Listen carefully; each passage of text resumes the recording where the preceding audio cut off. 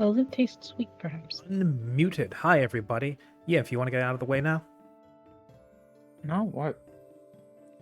No, Huh? not today. Wow. Wow, such restraint. Probably just gonna do This it. is a What, weird The last day. session of the game. What's happening? Well, it's the last session of this arc, yeah. Yeah. Uh, No, it's just that something I'll is do usually it. you start. Penis. Usually you. Yeah, there you go. Oh my God.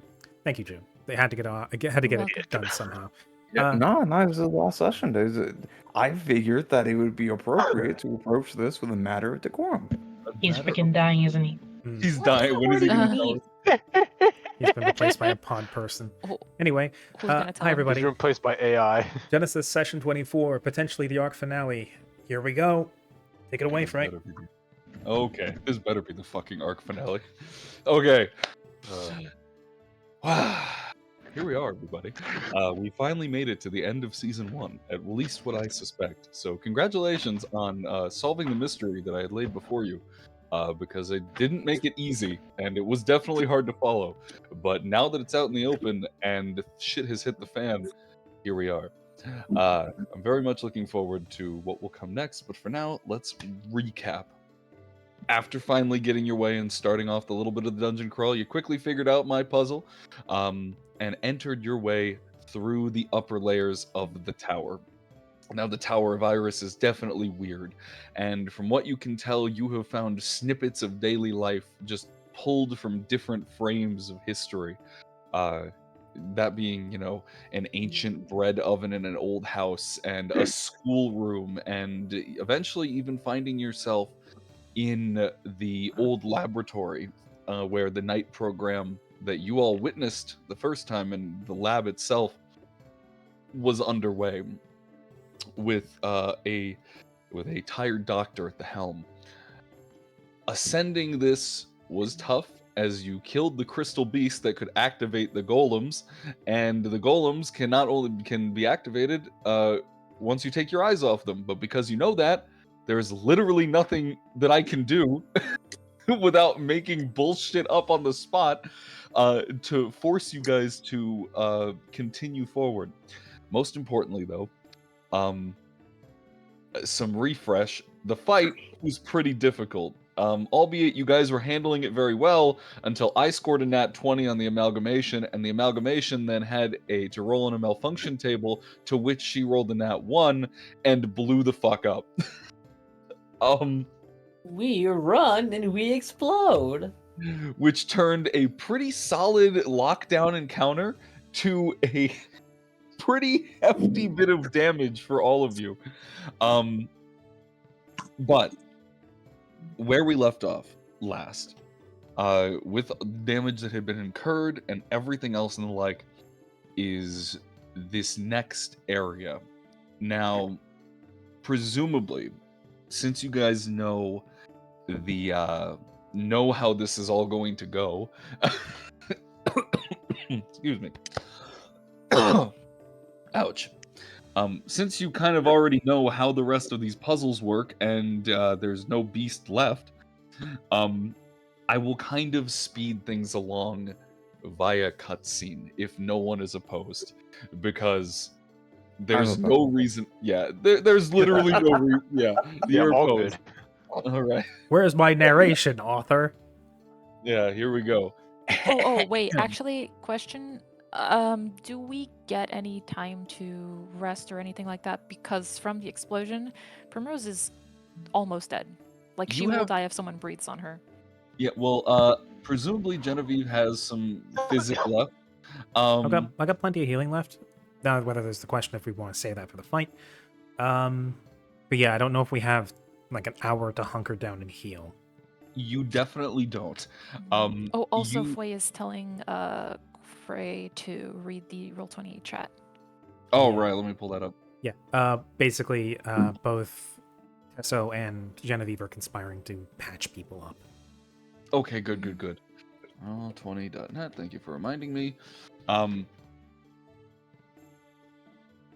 Presumably then, with one person keeping watch on the tired-looking golem in the desk, admiring his work,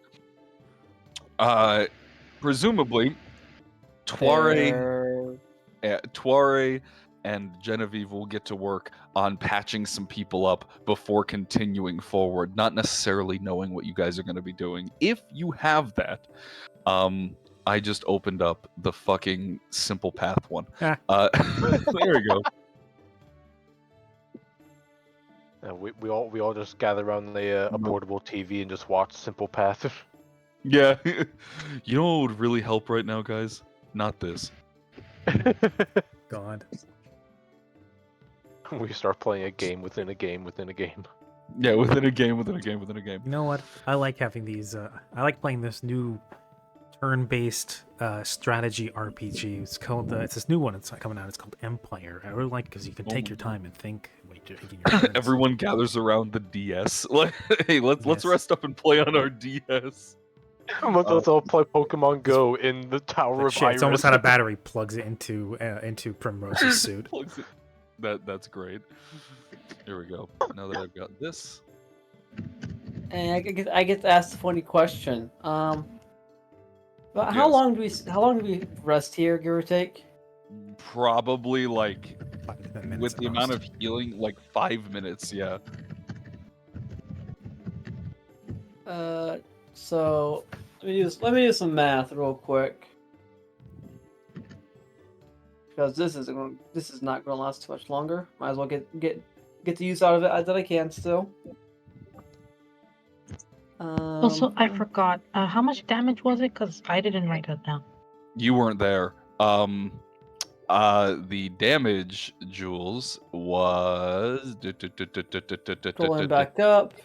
26. Yep, I'm 26. You can make the dex save though. Natural.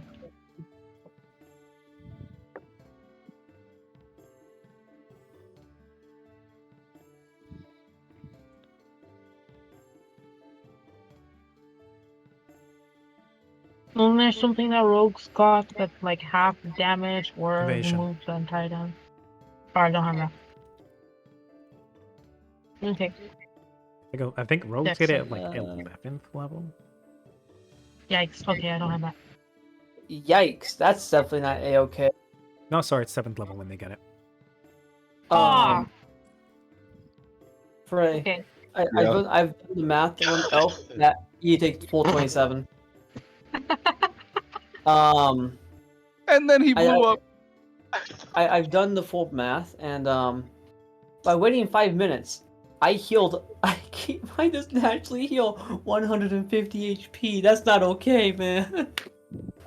Yeah, remember how we mentioned that the amalgamation was changed so many times that we just Yeah. kind of lost a lot of it? Yeah. This is why we're switching to the new system. Yeah. Okay, so as far as I understand, Primrose, Doku, and Cabal, all three of them are fairly severely hurt. Yes. What about other folks?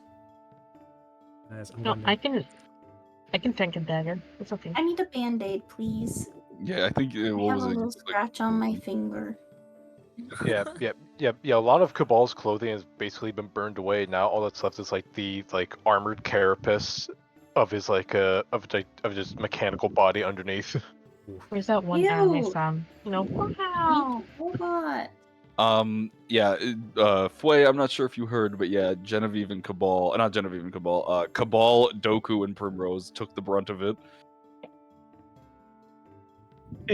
Yeah. Cabal essentially got Wily Coyote'd. Yeah, well, you've Yeah. gotten the most fucked, frankly. Silently smiles and silently hides the fact that regen's a very dumb ability that I should not have. Well, here's the This thing. is part of the right? reason why Regen- fast healing of a generation typically isn't given in 5th edition. Yeah, they put it. But it was actually pretty common to have regeneration in like 2nd edition, where it was like if you had above like an 18 in strength. I think it was if you had a Constitution, I would 19. assume.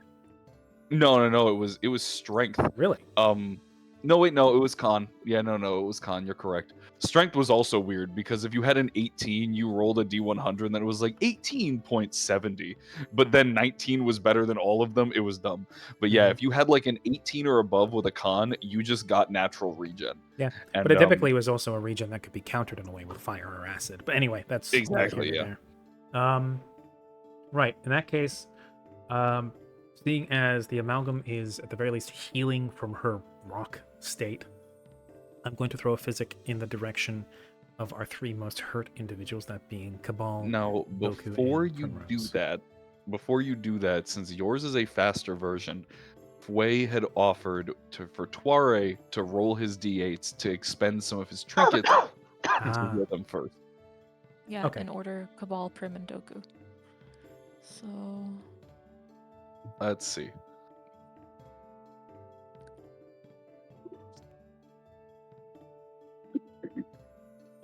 2d8 each. Zabba-da-beep, That's zabba-dee-ba-doo. actually pretty nice. oh, Bruh. Bruh. I'm the and I'm favorite. dead. Fuck Cabal, Yep. I guess. Yep, yeah, no, I'm pretty sure we Okay. mentioned this yesterday. First we were running high on the on the one dice roll, and then we come crashing back down. And also, we still have the Genesis damage to our total hit points, yeah. Oh, you yeah. could. Yeah, you could do it again. Yeah, I'm at half my total HP potential. Hmm. A bit more than half, actually. But What's up? That's so fucking funny. Yeah, poor Cabal got beat up. He failed his wisdom save and took damage. Thing. Yeah, there we go. Genevieve's Okay. in tribe.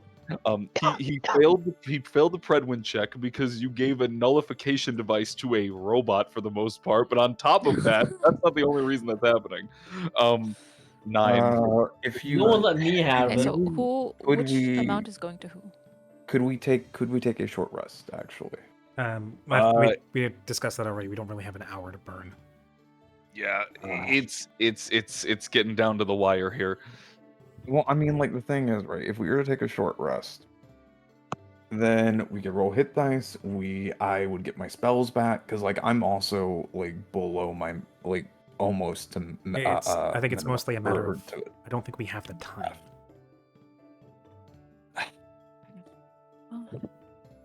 Alright, It's still like if we're going into the thing that is causing all of this. I don't think I like our chances. Like I understand it's a matter of time and everything, but again, it's we push it to a wire and have a chance of actually surviving, or we go in there as is and probably don't have a chance of actually surviving. I mean, right now it's choosing between resting and blowing up or going in and blowing up. And we already blew up once. I'm sorry. Either way, we're gonna blow up. And we survived last time. That is true. I have to give that ditto that ditto positivity some luck. You guys did survive last time. We did. Here's what I'll say. I'm not gonna stop you either way. I'm gonna let you make that decision, but a consequence will be made regardless. I think it's Now- kind of stupid that you're punishing us for. You already said It's we fine. already said We'll we be don't fine. have an We'll hour. survive. No, It's I'm just being salty. I know. It's fine. We are healing. Genevieve is healing. Tuare is offering to heal again. We'll be fine. I actually did not use a lot of my resources in that last fight. I'm down to a single spell. Well, okay. I'll cover you, homie. It's Don't okay. you have catnap? So here's a little fun fact about catnap. I was looking at it. The issue is, I actually don't get the benefits of catnap until I take a long rest. Fuck! God damn it! And you had to sleep the whole way here to bully your sister. Wait, Yeah. what is the purpose of having catnap if you have to long rest for it? You're already resting. So what catnap does? It's a 10-minute short rest, which is great for me because then I can get my spells back relatively quicker and be able to like fucking coffee lock and everything. But the issue is, you need to long rest in order to gain the benefits of a second use of catnap. Yeah, you can only get Ah, the benefits of you it already once per used long it. rest. back. Do you have? Does Marquis have cantrips? I have minor illusion, prestidigitation, and thaumaturgy. That's enough. Let's go. I'm- bro. I am going to say something really quick. Does he have a gun? Frey, you said before that we're going to kind of be a little wibbly wobbly with the rules. What's your call on this? I'm willing to, at the very least, just because, again, this is the final 5e session before we go on hiatus. For the sake of it, here's what I'll do. I won't outright punish everybody if you want to take a short rest. Obviously, absolutely not a long rest. But I am going to roll something. Dependent upon the variable that I roll, will change how this encounter goes, or it might be completely fine. For all intents and meta purposes, there is a countdown timer. Now, I'm going to roll if you would like to short rest, and that will potentially change the outcome. Now, it might do nothing, or it might do something. I won't tell you either way. Oh, wonderful. If you are willing to take that risk, I am happy to give you a short rest. At the very least, I can promise you this. A short rest will not set the bomb off. that is what I can promise you all. Even if I Okay. roll the worst possible thing for you, it won't completely ruin everything. Yeah. Is the execution being live streamed or something like that? They're not Yeah. Or live is- streaming it, but Did they at least announce the time that Yeah. it's gonna happen? yeah, they intended it. Well, the thing was, it was supposed to happen tomorrow, but then after you guys sent out that giant message exposing all of these huge secrets and pissed the people off, it started an outright riot through most of the city for people who are already kind of pissed off, and they moved the execution to today. And that's it. That is all you know. That tonight is the planned execution. Now, later, what Marquis found out was that this is a bigger issue, and that they've been using the tower to siphon life energy from people. In particular, when anyone fucking dies, this tower just eats their soul, so they don't reincarnate. And that's pretty fucked. That is There is- kind of. There is no afterlife. Now, as to what you could be assuming what's going to be happening up here, you don't remember. Don't worry, I'm giving a little recap because it's been a few weeks, so I don't entirely blame you for missing all that and forgetting. TLDR, the execution is happening right now. It is happening above you. There's also a ritual going on above you. For what that is, you don't know, but what the librarian below told you was they're doing something. It's bad. They're probably trying to use the tower again. The last time they used the tower, something bad happened. Why don't you go try and stop them however you can? And that is where we are. Well, do we or do we not short rest then? Like I said, Question. even in the worst possible situation, it will not be like the tower isn't going to blow up and you all aren't going to fail. But it will change the outcome of the future engagement that you are all going to have. I will not like- stop you. What if we short rest and it's like, oh, in that hour, Alsar died? You No, don't know. because if Alsa don't dies know. and the place blows up, doesn't it? No. No. Oh. No. The execution and the activation of the tower are two separate instances. They just Oh. need to execute him in order to activate the tower, if I recall. Yeah. That is the conclusion you all have came to. You don't know how true that is. I don't like those odds. I think we should heal as much as we can and go in by the skin of our teeth. Like I said, it is up to you. All right, I'm- yeah, I'm- sure. Let's go in and I'll die. All right. We'll put it What's the up to a vote. consequence? Let's Everybody in vote 10 in minutes, chat. at the very least, I'll be able to get fucking the inspiring leader off. But all right. Let's fucking vote in drama queen. chat. We can short um, rest if we want to. I'm okay with it considering the new ruling on it. Okay. I'm good for it. It's I'm just okay it's with giving straight it up. to you. The thing that I worry about is what is waiting for us at the top of that tower. Honestly, given the fact that Freya said that there might be an extra consequence, that being added on top, but us being better rested and having more resources means we'll be better equipped to deal with that consequence. So I'm more open to the idea.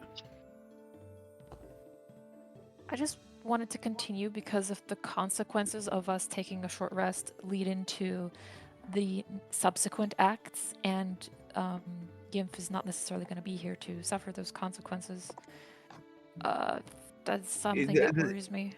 I get that, June, but again, I'm still playing this as if like As if my you will. character is here. And I understand the fact that there might be consequences in the long run, but the other thing you have to think about is I want to live. Yeah, No, same, yeah, but yeah. I like I said, it's up to you all. I don't care either way. If you decide to take the rest, it's not going to be the thing that puts the final nail in the coffin. Frankly, if I'll be frank, dying Hopefully. will be that. But we're gonna see. Yeah, like I said, if you guys, if everyone's like, let's go, we don't have time, then let's go, we can go. But if we have the chance, the time to take a short rest, so that we don't just go in there and then be like, oh, I see, we're dead. okay. Let's just rest then. Let's rest right now. Like- Right now. I'm impatient. Let's all right, rest. all right. Right now. right now. Right Do it. All right, Do it. all right. Start We short sleeping. rested. Yay, I let's don't heal. think Okay. my Stare- character gets anything from a short rest besides maybe 3 hit points. I'm But I'm not going to go in there all by 66. myself. Furiously staring at my watch. I'm as I only gonna short be able to rest. roll 1 hit die, so here we go. I got Stares fucking at blasted by a statues. fireball. 6, Wait a 2, minute. 6, 5, 4, 5. No, not So a did I, and fireball. I it was only more got of a little it was boo-boo more on of my a force thingy. ball. It was more of a forcible. June, take 10 hit points, 10 temporary hit points. Okay. West, take 10. Ditto, take 10. I'm taking 10. I have 2 left. Child, take 10. And Spider, take 10. Well, no, wait. Not the Spider. Cyborg, take 10. Yeah, here we go. Nice. Oh, do we add our, I forget, for 5th edition, do we add our con modifier to the hit points Yeah. rolled or no? So, Yes. so what you do is you roll your hit dice. It's your class 8 hit dice plus your con modifier. Okay, so 4 times. Hold on.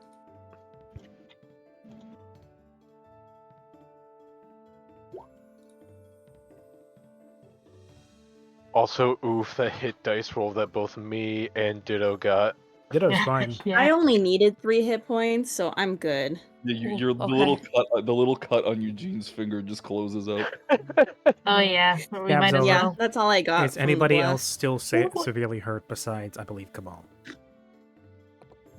Wait, what was that? Who is still severely hurt? Not me. I'm back up. I still am. Okay. Even with, yeah, I mean, even with the temp HP, I mean, I could probably manage, but Yeah, the Little bit rolls of I did okay. was in the same order, so Cabal, Prim, Doku. I can always heal some more. So, does this mean that I get to keep the Misty Step card? No. Oh, Smash. what happens to it? It I would know. disappear into dust. Oh, All right. What I'm is the sleight gonna of pretend that hand? my character doesn't know that. I'm gonna try and whip it out mid combat at some point and That- find nothing. That's Well, why totally did fair. Doku just roll sleight of hand? To make more poison per poison. Oh, okay. I get to do that once for a long rest, and I never did that. That's another Mhm. 9 A long HP to rest? Cabal. hey, excellent. Hey, now I'm technically at max HP because because the 10 plus the 22 I have is 32, which is my current max HP. Not counting the HP I Oh, lost that's from my the other max thing. HP too. Well, not counting the HP I lost from the creature that we fought. Yeah, 'cause the that max took HP away. damage. Yeah. Genesis is great. Anyway, I Wow, believe- I made a lot of neurotic poison.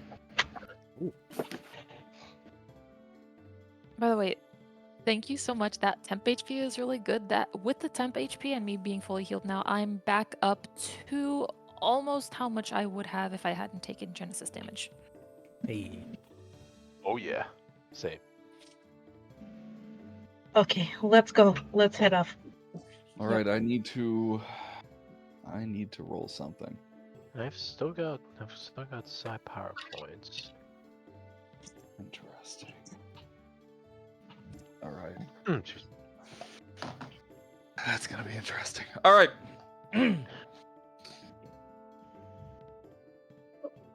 Considering you all know the rest of the puzzle, I will carry you all along up the rest of the tower.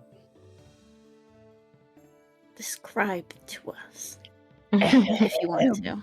I will. If you want to. You die instantly. No. No!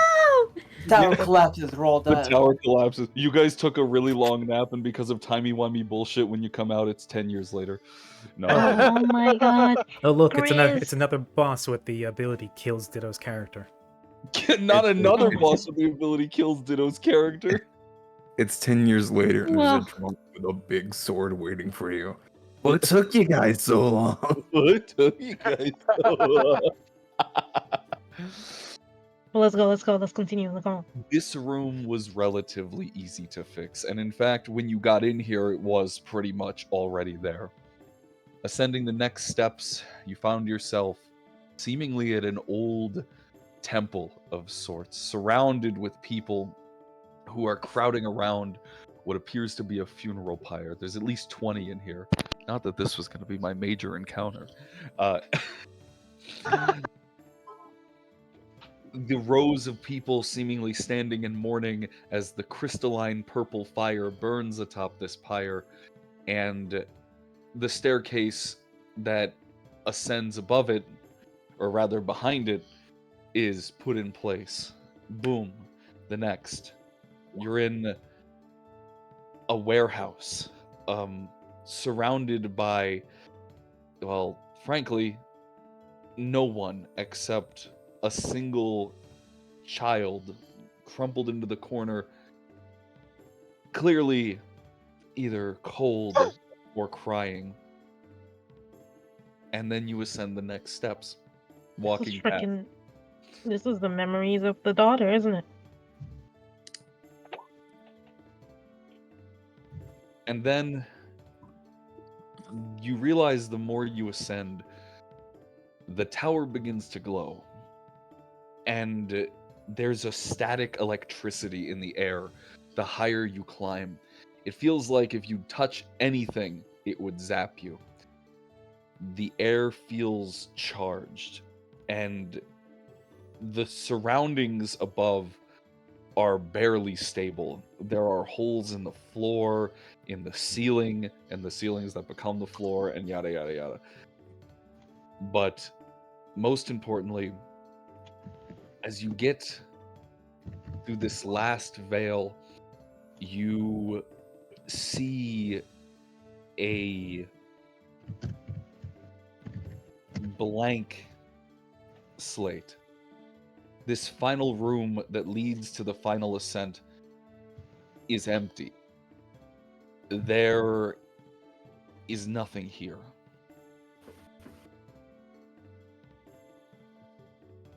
Double birdie to all, double birdie to all the people. I didn't know what that meant. I see. As you all make your way towards that final staircase at the end, there is something. You hear that familiar crystalline sound resonating with each other as it forms in behind you.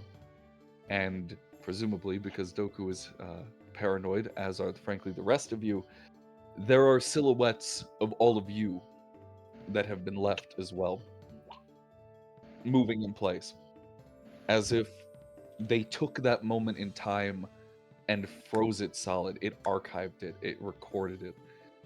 Something was going to happen. As you ascend the final flight of stairs, you reach what could only be considered the apex. And this is the only one of these staircases. Now that the room, well, seemingly was already there, and this grand staircase is laid before you, the next floor is sealed off by a crystalline door. I only ask, who is going to open the door? I will. Okay. Woo! Siren, you don't have to do this. It's not Siren, Siren. Siren isn't here, bro. Oh, sorry. I'm projecting the I'm cartoon proje- to real life. I'm projecting. Wrong anime. Wrong anime. Prim will look to her compatriots with the helmet off, and she will slowly approach the door and push it open. No, you don't. I wish Uh, I had a helmet. open.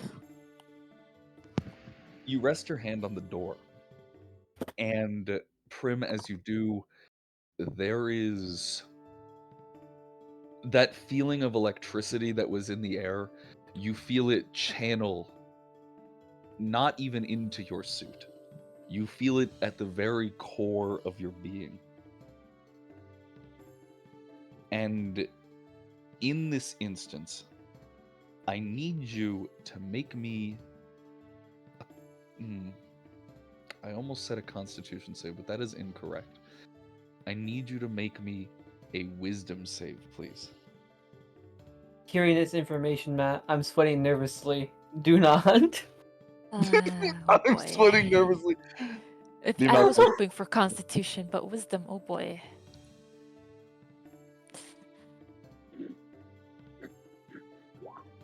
Okay. Not bad. Not enough. No, I'm kidding. Fuck.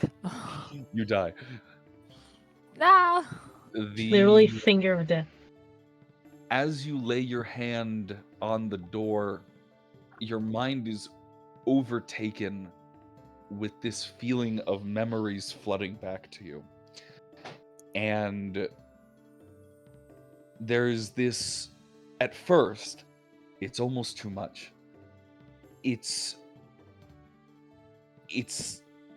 so much information flooding into your mind at once that you can't make much sense of it at first. And as you recoil, things become a little more clear. You feel a hand on your shoulder as all of this information begins to flood into your head. And as it does, this voice breaks the mold, leans in, and simply utters a very calm, breathe.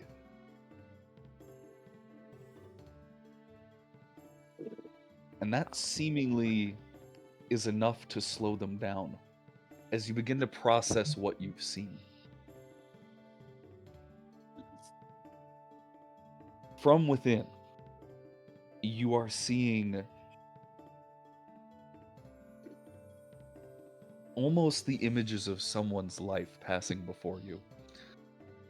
You bear witness to that funeral pyre again. You see it in motion. It's no longer crystalline and frozen in time. It is happening. You remember it.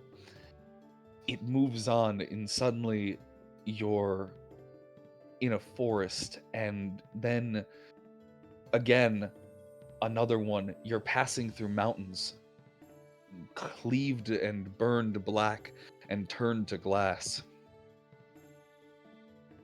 Then you find yourself on a train moving slowly, and you find yourself laying on the floor, comfortable and staring at the night sky above. Then you find yourself again in an alleyway, cradling in your palms a small robotic creature, sneaking away, covered in rust. It's as you begin to age, then the horrors start to reemerge. You see a tired and bloodied man in a doctor's white jacket, clutching his heart and grabbing at his head as he collapses to the ground, and the silhouettes of 10 scared children stare back at you. You flick with a blink and to see 9 corpses of those same children surrounding you. And then you find yourself in the nighting process again.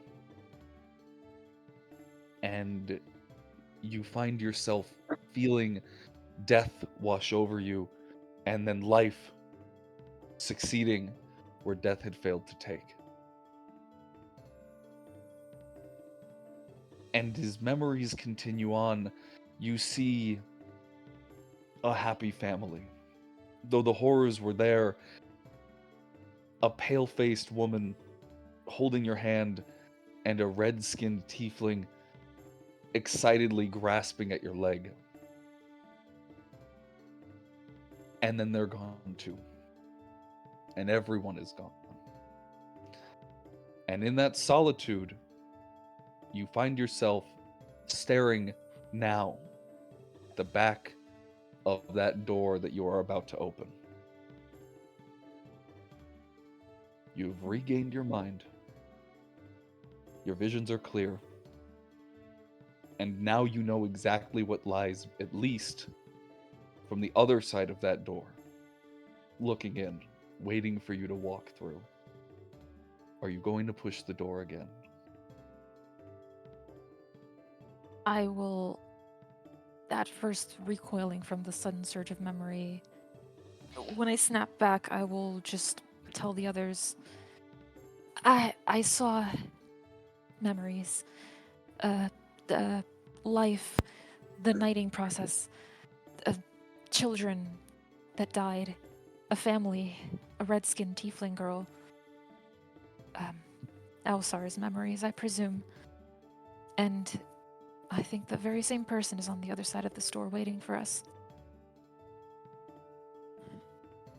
As I look for confirmation to open the door from everyone else. And we be certain of this. I think we're a little past the need for certainty at this point. That is true. We either go in there and Perhaps I'm solve this problem. Perhaps or we I'm turn being around. too hypothetical.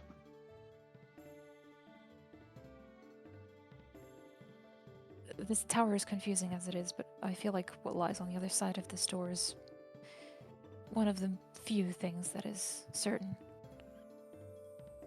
And I'll push it open.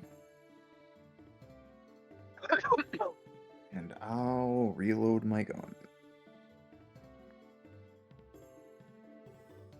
Because I do not trust this tower in the slightest.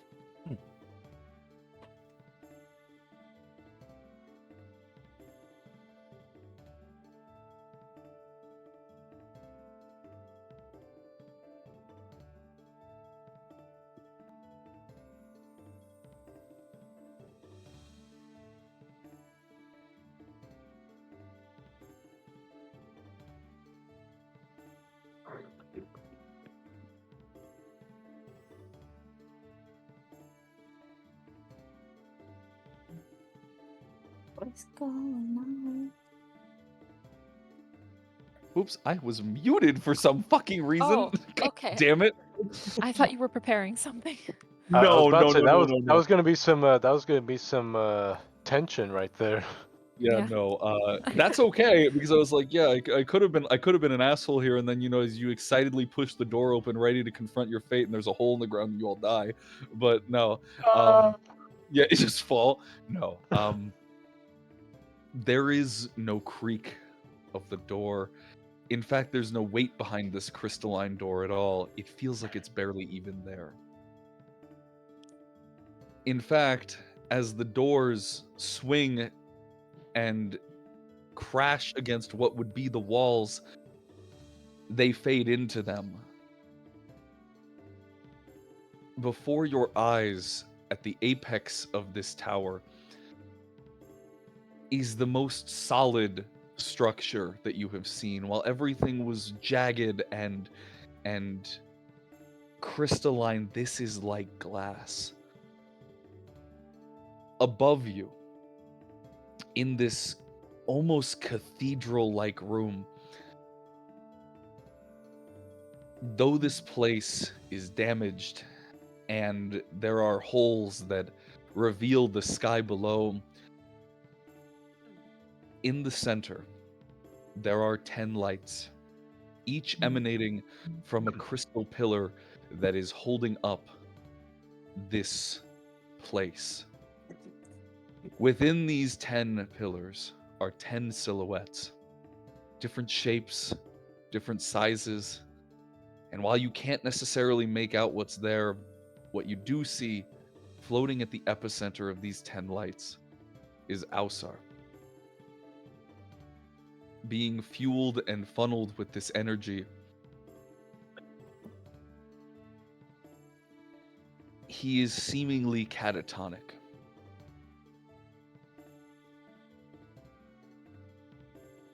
As you all make your way into this cathedral, there is a heavy silence.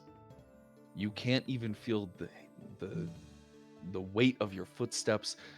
Maybe it's because you're so high up, maybe because magic is just so dense here. But it feels as though you're drifting in a dream.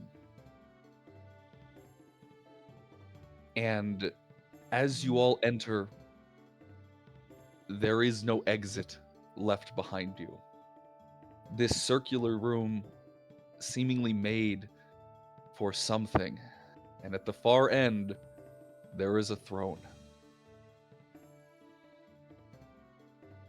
On these, for these 10 pillars that surround the throne, the silhouettes that were once high in the sky at the peak descend down and surround you all. The light still channeling, slowly dimming, and eventually stopping as Ausar's body lowers and lowers and lowers to the ground.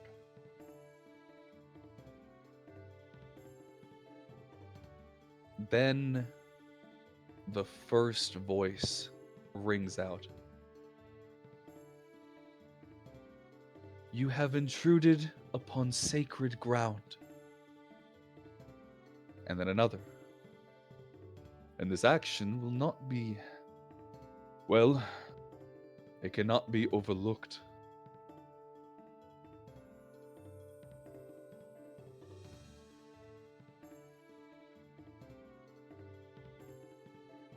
Then in unison, the voices begin a chant, staring down at you and waiting, seemingly as they begin to lift. This chant in a language. Does anyone speak Ancient Irysian in the party? I believe Tuare does. Counterspell. Counterspell. Yeah, that's it. That'll do it. I also I don't think Prim does. I do. Genevieve does. Genevieve, Tuare, and yeah, And Tor whoever- can. I'll yeah, speak Tuare it. could as well.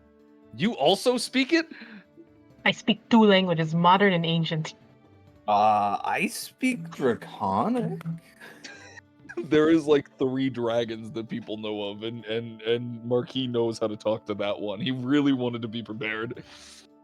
Oh no, I- no, sorry, my bad. I know Celestial, Elvis, and Infernal. Okay, there we go. I was about to say there are 3 dragons that that anyone knows of, and even 2 of them are potentially not real.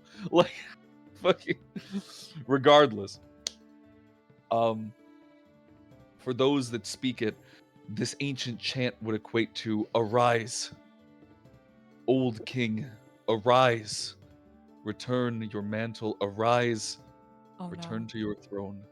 It's gonna be that shit again. Counterspell. God. It's gonna be that Counterspell. fucker again. Counterspell, counterspell, counterspell. It's Julio Alabaster back at it again. No, we saw Julio before. Yeah, we did actually see Julio. Give us a Where did ride. we see it? Oh yeah, he you was- weren't there. He was the big thing. We met him. Julio is He's the big one- now. Yeah, he's big now. He's big Julio. Yeah. Really? Yeah. Yeah. Actually, I don't think Sully was there. I think they had to leave. Yeah, so he had to leave before that. I missed so much. Yeah, the Yeah, we met Julio and June's character. Aura. Aura, yeah. Yeah, they're Their the final- like the 2 people from that whole incident who actually managed to live. That's Yeah. true. Hey, I'll have you know that fucking Paige is immortal. He's just not around there anymore. Yeah, I actually know where he is. Yeah, But- Genevieve will quickly to the group say, This Alabaster King from before that the Aura was talking about, he's coming. We're trying to bring him back. Alabaster my ass. They're not going shit with that poor man. Counterspell. Let him go! And Yeah. I'm just gonna yell out at them. The final words as Prim steps forward, demanding that they let go. The 10 council members, the 10 weavers. Hey, I got a question for this does finish. Is this a spell? No, it's not a spell. Damn. Yeah, no, I'm sorry to say that counterspell would not, that would be hilarious. No, they though. also have Dispel Magic. That's why I'm asking. Wouldn't silence also work? If anyone has silence. Yeah, that would be great. You No, guys are I don't welcome to actually throw have whatever you silence.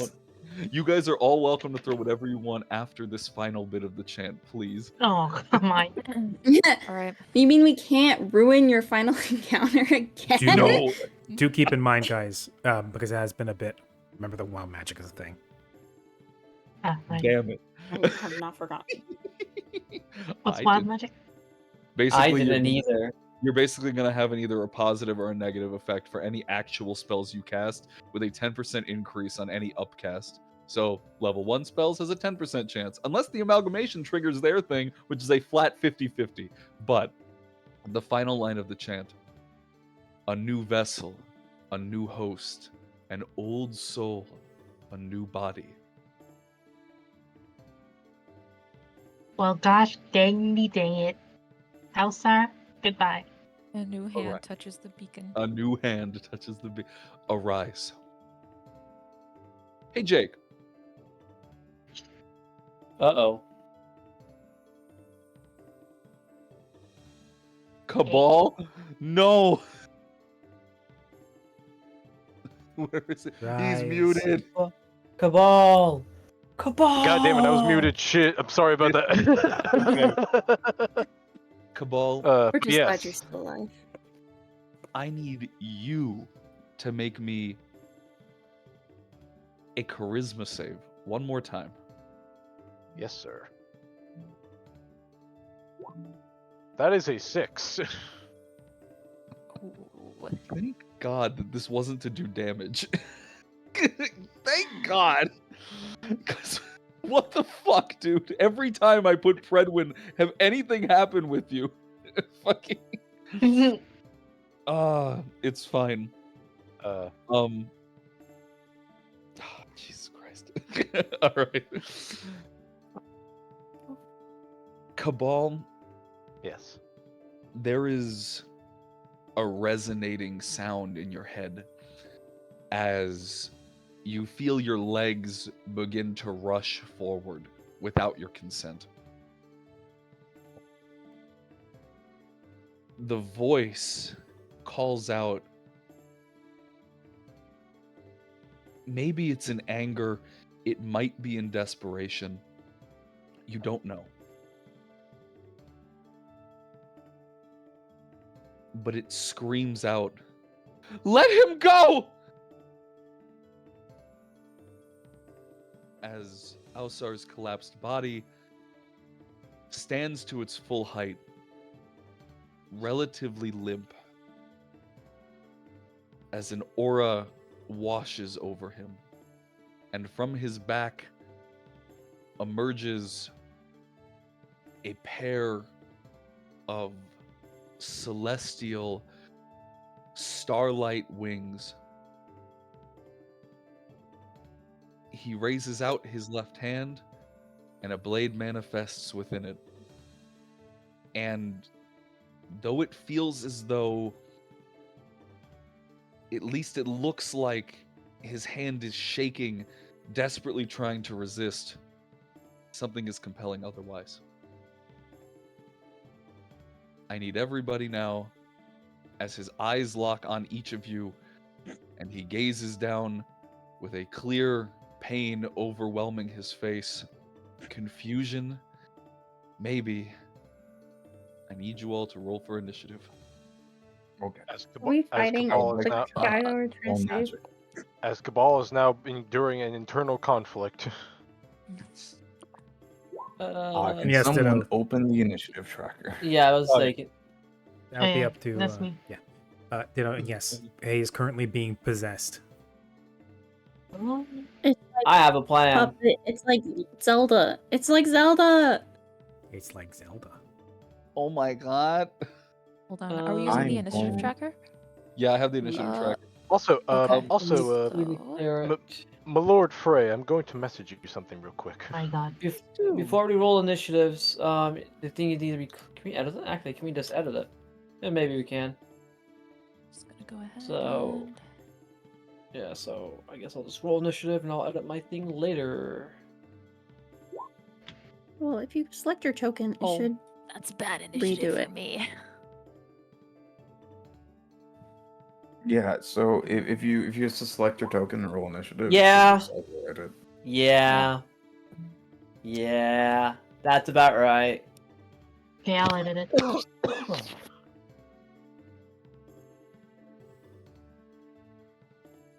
Okay. There we go. I- There we go. Ah, I'm starting to keep track now. I swear I'm at the. Your initiative rolls have mostly just been god awful. They've been I don't bad. think- They've been I don't really think I've ever had a good one. I don't think I've ever had a decent initiative roll. I don't think so either. It's tragic.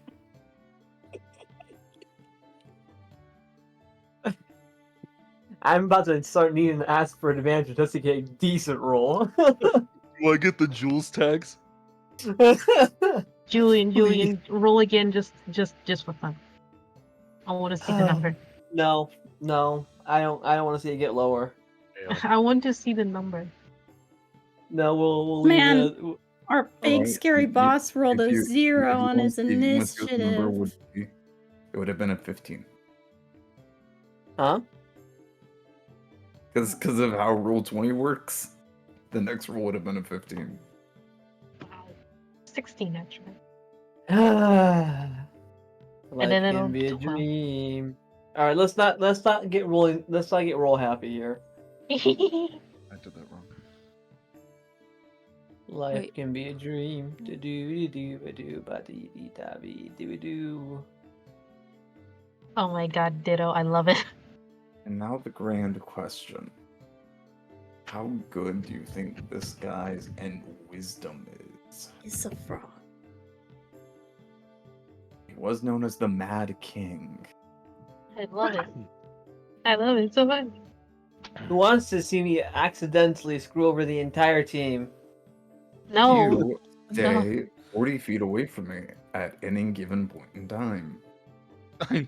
Well, thankfully, I'm just going to say again. It's 30 everything is- actually. Yeah. Don't worry about Right. ranges. Don't worry. Yeah, he needs the blast radius to make sure that it doesn't go haywire. Julian, I know that it's 30. That's why I said stay 40. Yeah, okay, making sure you know. And also, Frey, I know. I was making a joke. No, I was just saying he didn't want to be anywhere near the blast radius. That's all I was saying. Like, no, he doesn't want to deal with this shit again.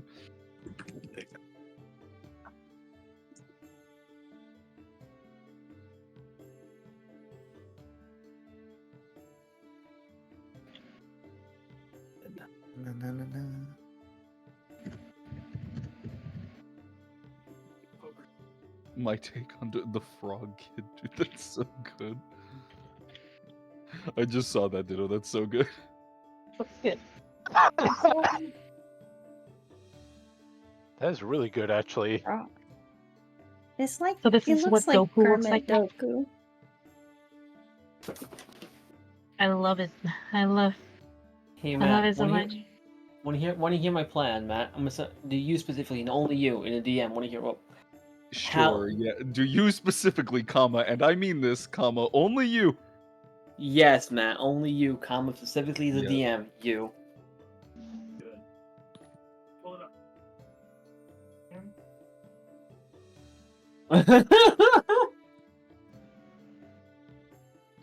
Surely nothing bad can come out of that. I see.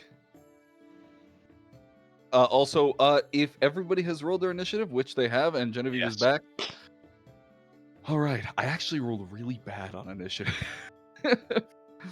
Don't talk to me.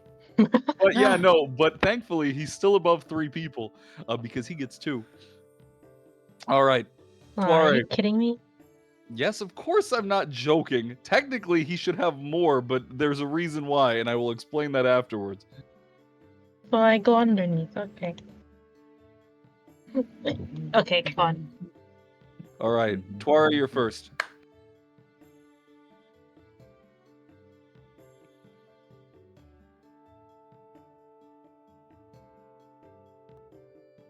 He said check your So, messages. due to the fact That I did. that Pabby is unable to speak right now, I shall voice what he is saying. He is Matt, well, actually. Check yes, your messages. Yeah, I did. I did just that actually, Check and your in doing so, messages. No, I'm saying it for the bonus stream, action the show that we are currently doing. Oh, of course, of course. Bonus action: summon Boris. Action: attack that bitch non-lethally. Go for it. I got so excited. But now we have to fight Elsa, and we have to preserve the body, so I can't use my poisons again. There is nothing saying that. Well, again, hey, you do you. I mean, still physical body. So long as the poison isn't gonna kill him. Well, You always paralyze them. That'll be a very big boon. yeah, That'll whiff. Boris comes charging in after being summoned, takes a swing at Ausar, and at first he doesn't even seem like he wants to stop it. He just kind of stands there, but then as he does, his arm reflexively comes up and catches Boris's hand. Doesn't hit him. Genevieve, it's your turn. Okay. I'm going to use a shot of my dark knowledge to activate the puissance effect, which I'm going to. God, I'm pretty sure Arcana would apply to this fucker, wouldn't it? Yes! Okay, let's see how well I do with this. That's okay. Alright. Genevieve taking in her surroundings, seeing what's happened, seeing the big sword, the wings, keeping in mind that knights tend to have especially the Pillar Knights tend to have a bevy of abilities. She's going to be at the ready with callouts. And a reminder to keep wary. Everybody in the party gains a +2 to any saving throws from any attacks by Ausar going forward. Excellent. nice. The global something. That is. You know what? I'm gonna stream some music for this if anyone wants to. I actually was just about to. Okay, Okay, that's if you want to as well. And then Or I'll stream some more if you Warrior. want to. No, it'll be great. it's my move action. And I'm going to bonus action. Ba-da-bum, Work. ba-da-bum, ba-da-bum.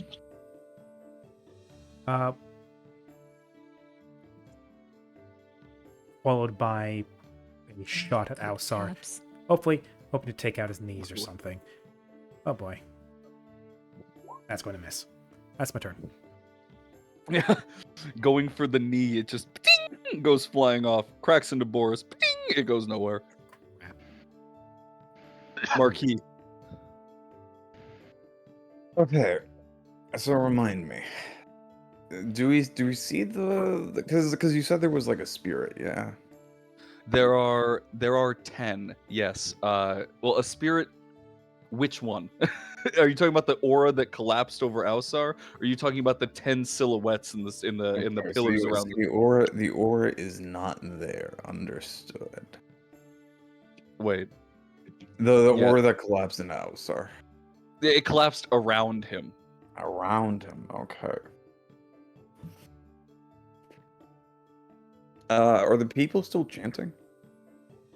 Yes, they are actually. Admittedly, though, their silhouettes have raised up to continue this chant. Okay. I am going. Like, how big would you say the room is? I would honestly say the room is probably about 50 feet around, like 50 feet side to side. So like a fireball could hit the middle and it wouldn't burn the edges. Okay. I'm gonna have to be able to only hit most of them then. I am going to cast Silence. Interesting. Good. Yeah. What I'm level gonna spell is try that? to- What are you saying? What level spell is that? Second, yeah. No, in this case, third level. Because of how Oh. my casting works, everything is cast at the max they possibly Max can. level. Right, Holy Warlock. shit. Yep. I forgot about that. No, I'm not a warlock. I'm a bardlock. He's a bard lock. Either way, that's fine. Go for it. Roll me a D100 though for the 30% chance. This could end up being very good or very bad. 63. Nice. That's a successful. That's a successful one. That means it's a positive effect. The range is doubled. Oh, cool. That covers the entire room then. Yes, it does. It Oh covers- shit! Oh no. The range doubles, not the target. Okay. Not the don't worry. area. Better not fucking cover me with silence, you Yeah, bitch. No, I no, swear. because I'm targeting up to like hit them. Because like if the actual like radius of it doubled, yeah, I'd be able to cover the entire room. So much for resting up to get your spell slots back. Yeah, no. Well, to be fair, No, it's- like I said, I'm targeting up to affect them, but not us. Mhm. So yeah. Yeah. You considering where you would probably be putting this and how you'd be hitting them, you'd be able to safely get about 4 of them in the range of silence. Now, could I unsafely get 5 of them? You know what? I did say I'd be a little loose with the rules. Here's what I'll offer. To increase the radius, roll another D100, and if you get above the 30%, then yes. Nice. Very Yeah, nice. That's for the folks at home. That's an 81. Yeah, 81 on that one. That doubles the radius. Oh god. Hell yeah, that gets everyone. No magic. Oh shit. No magic. Yeah, it turns from a 20-foot radius to a 40-foot radius, and since the range of it is doubled, it turns from a 120-foot range to a 240 range, so I can place it safely above us and still affect everyone above us. So it's Nice. you didn't silence me, right? Not silence you. Thank Yeah, you. imagine. Just basically- Eugene's you like, just- all right, time to go. I can't do I'm like, anything. I have all my spells. Let's go. Yeah. And then I'm silenced and I can't use any of them because So- we let this bitch have a short rest. I could not even imagine. Here's the thing, even if we didn't take a short rest, I'd still have a spell left. Yeah. I still would have been able to cast silence. Yep. But yeah, no, that's that basically means the upper half of the room is silenced. Yes, it is. As you throw it out, because the way that I like to imagine it is like you get it and you're like, oh, something good is going on, and then something happens, you're like, that's not what I wanted. And the silence goes off the first time. Before it expands, you hear Interloper. I get to use a lair action. Oh, what? Lair A action. lair action. action. You didn't play enough 5e, I think, Jules, to get to run into this nice little aspect of it. But big boss monsters, if you're in on initiative count 20 layer If actions. you're in their yeah. lair. yeah, if you're The lair if you're itself in gets their an action. home, they have special actions they can enact. Yes. Yeah. Generally, it triggers on Holy. initiative count 20, but yeah. You know what's funny? What was that? I learned about them yesterday because one of my friends was talking about it. Ah, Yeah, lair action. not to be confused with legendary action, actions. Yeah. Of which there are both. You are correct though, Yin. Technically, they do go off on a 20. Yeah. So this is actually quantified as a legendary action. This legendary action, as this voice calls out Interloper, from its pillar, that beam of light streaks down, and I need to roll right quick.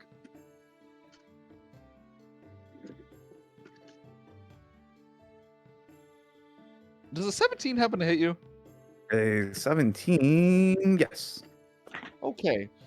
as you go about casting this silence, right before you double the range with it, and this voice angrily shouts at you, this laser that was originally directed at Ausar and was now being disturbed turns down and blasts you. You take 7 damage. It's just an Eldritch Blast.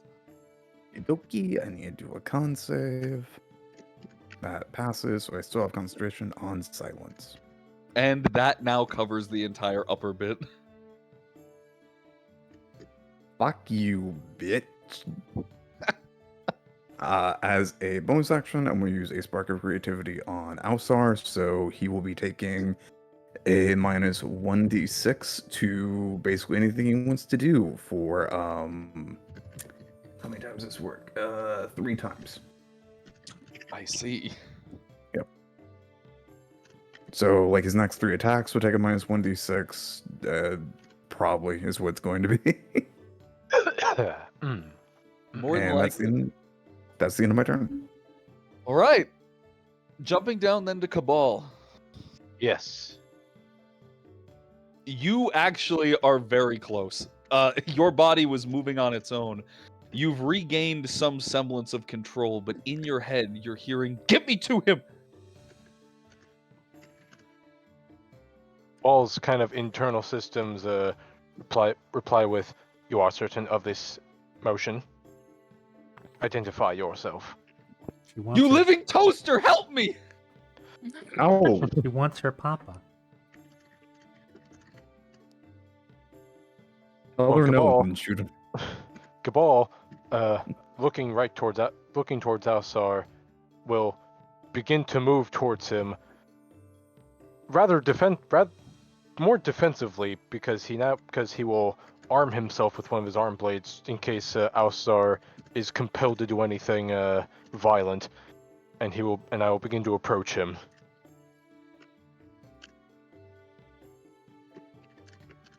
And as I approach him, Cabal internally replies to the voice with, "I am approaching him." What I am next? approaching. I am the form that is approaching. Well, it's not long to do I that. am the storm that is approaching. I am the storm that is approaching. With that in mind, something interesting happens when the silence goes off. And I wanted to make sure that I got this when someone got to Ausar. You're basically almost there when Ausar's head snaps to you, his eyes unblinking, but pain on his face. You've never met this man. Only ever now heard of him. You've only ever heard of him. And while Ausar doesn't recognize you, he sees the crystal, and you see his eyes jolt down. And through gritted teeth, almost as if he's welling it up and forcing it out of his lungs, he goes, "Get that away from me! Run!"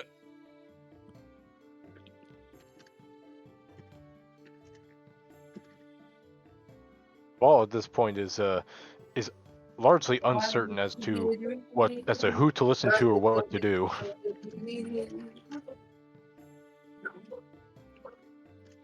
So I suppose what Cabal will do is he'll simply take a defensive position or a defensive stance in front of Ausar, and basically just ready himself for any like hurt he's about to receive. Understandable. Are you attacking at all, or is that it? That is. I'm not sure if I should attack or not. Yeah, Cabal's certainly not sure if he should attack or not. If this voice is Alright. Well, tell you what, just so I could do something on this turn, yes, Cabal will, just out of pure, I guess, operational instinct, will attack him with one of his blades. Alrighty. Go in for that Take a attack. swing. Does a 17 hit? Need to roll something. As I've been rolling, but my fucking dice thing closed.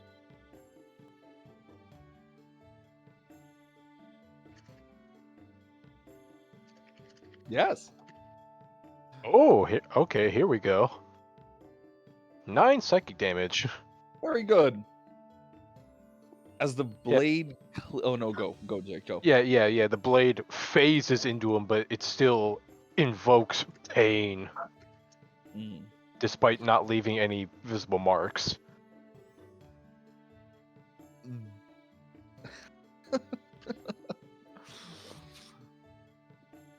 I get to use this. Legendary action again. He gets 2 until the start of his next turn, which is coming up. After a melee attack, he can attempt a grapple and then a throw. Go ahead and make me a. Not bad. Go ahead and make me a save, either athletics or acrobatics. Acrobatics. That's a 12. Not bad. Doesn't work though. As your blade cleaves through him, Alsar grits his teeth and grabs a hold of your wrist before it can complete the swing. It still cuts him, but that he looks like he's trying to tell you something. He looks like he's trying to get a word out, but it doesn't happen. And then that mindlessness comes back over him.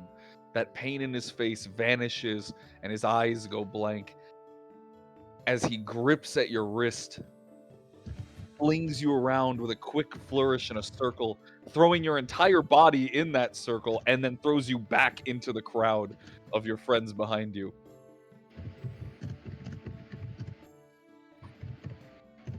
I'll just kind of wordlessly. Actually, am I prone, or am I able to stand up? I'll let you make a dex save to see if you fall prone or not. Okay. That's another 12. Yeah, no. You're prone. Yeah, Cabal just kind of wordlessly wordlessly sprawled out as he just turns back to look at Alsar, still trying to process what all of this, or at least trying to process what to do, or how to evaluate this situation. Mm-hmm. But Well, that'll be my turn. Don't forget Yeah. that on any saves provoked by Alsar, you do have a +2. Yeah, the I took that into account. The 14 didn't work in either one. Yeah, I wasn't sure if it would help. I just wanted to keep the reminder there. Mm-mm. Yes, that'll be my turn. And with that, I'm also going to be right back. All good. Now we get over to Alsar's turn. His first one. That look of pain on his face shifts slightly. It's very obvious that he is actively fighting against whatever is taking over him, as this new entity is being funneled into his body. And as it's being done, I have to roll something. Nope. He grips his head and again snaps back to that cold, mindless, ruthless look. Ignoring the bullet that recoiled off of him, ignoring the punch from Boris. Mind you, with all of this, Alsar did swing you around and threw you, all the while holding back Boris with one fist. He's going to take his blade and with a single motion do a cleaving retreat. I need to make an attack roll.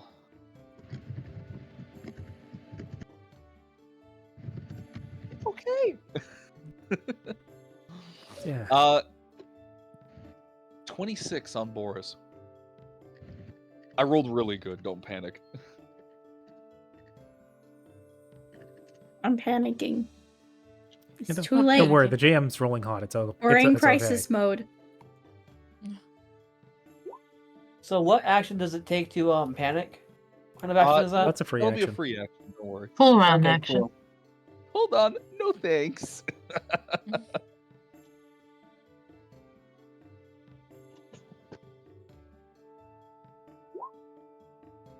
Comfy cat. Just tell him it didn't. Just lie. Why would people do that on the internet? Just lie. Yeah, I'm pretty sure 26 does hit Boris, but I'm not sure if. Yeah, I just wasn't Right sure. back. Wait, perfect. Look at your sheet. Well, that's the thing. I was pretty certain it hit. I didn't know if Fui had anything to make it not hit. So, with a sweeping strike and a backflip, Alsar's body that was once grabbing at Boris's arm jumps backwards, and as he flips through the air, he lands behind the rest of you. And with that slice coming around, he dishes out. I rolled really good. That'll be 20 damage on Boris. That was one of the highest I could roll. Wow. Cleaving through his arm, and thankfully not lobbing it off, but moving through the stone as if it was butter. He is now landed behind you all. That was Oh, a God. retreat. Wait, the king It was a landed retreat. behind us. Yeah, Alsar Would, landed behind you. It yes, was I indeed would a like to retreat. cast Feign Death. Boy. We are now in close proximity to a pillar knight. This is probably the worst Oh my scenario. one more. Guys, Team no, Beta. don't. You're not. I'm supposed to be in the back. This is not fair. This Well, is he so went- unfair. Why would you do that? Yeah, because he has a retreat, but you didn't have to specify what the retreat was going to. He retreated from Boris, and he decided to retreat towards you. Now he's behind you all. No. Now I need to roll another D100. I would like to cast Feign Death. Okay, wait, are you actually? Is that It's actually? not your turn. No, it's not a reaction. Yeah, another reaction. Oh yeah. Okay. Hey, so you guys are actually pretty good.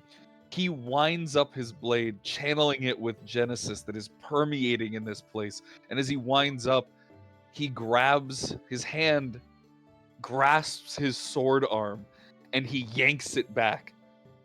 His next action fails. That's his turn. Oh my god. I'm so glad he cares about me so much He cares about That- me so much. that he didn't want to kill me. Yeah, every action that Alsar does is fought with him fighting back.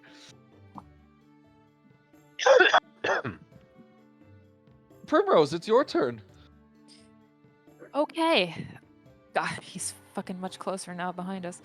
So Prima's gonna turn to face him as the helmet comes over her head and she readies her blades, and she's gonna say, "With all my life, I've spent being controlled by someone or something. And despite everything you've done and any of your mistakes, I still respect you, sir.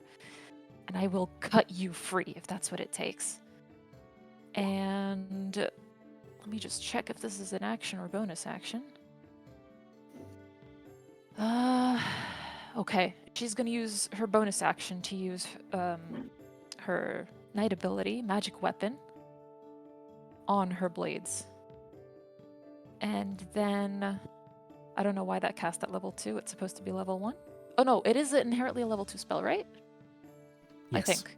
Yes, it is. It's just supposed to be cast at its base level because she doesn't have it at Yeah, But- if, but if, aside if from it's that- supposed to be Shadow Blade, yeah, it's just its second magic level. weapon.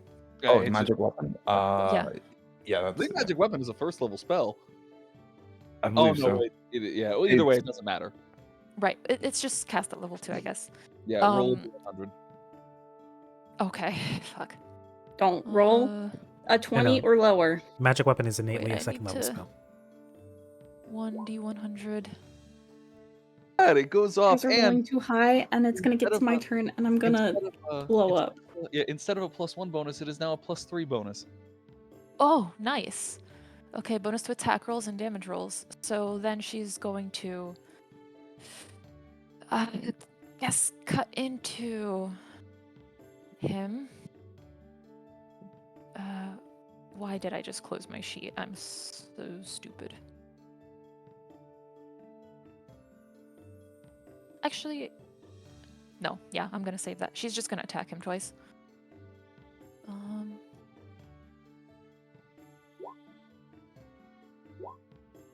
So 18 plus 3, 21 plus 3. Do those hit? Since Alsar staggered last turn and was not able to get his attack off, yes. Okay, so that is a 4, 6, 7 points plus 8 points of damage. So 15. Yes, math. Sounds good. Is that everything on your turn? Do you have anything else? Oh man, Mm. weird. You have this feat called Kill Alsar. Oh my god. I can't believe you put that feat.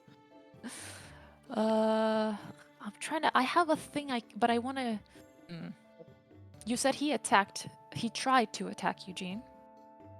Rather, he was charging up some sort of energy in his blade, and as he reeled it back, his other hand came up and stopped his arm from moving. Okay. Yeah, I have a thing, but I'm gonna save it because I need to declare it before I attack. So that's my turn. I'm gonna just stay engaged for now. Wow, such a bold move. Who's the lucky fella? Who's the Alsar. Speaking of, Wow. You were practically like a father to me, which is why. That's a little creepy now. speaking of She Alsar, calls him daddy. he gets his. No, I don't. Well, it's got to get a lot more you, hot. you call Frey daddy. I'm very sorry. We're trying to separate the characters. Okay. All right. Okay. Hola. Speaking of, it's Alsar's turn. He gets his legendary actions back. God, I just Also, thought that's- he wants to use a reaction. I see. Fue wants to If use he a attacks reaction if he attacks anybody. Well, he is going to attack. Let's see if it actually.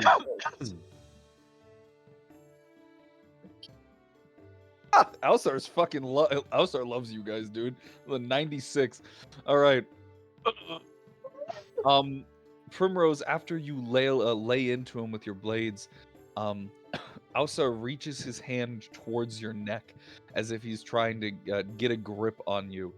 And again, like clockwork, Alsar reaches and with his blade cuts his own hand off. Oh, Oh shit! thick Listen, that can be stitched back together. Like, metal. Yeah. Metal. Someone put ice on that right now.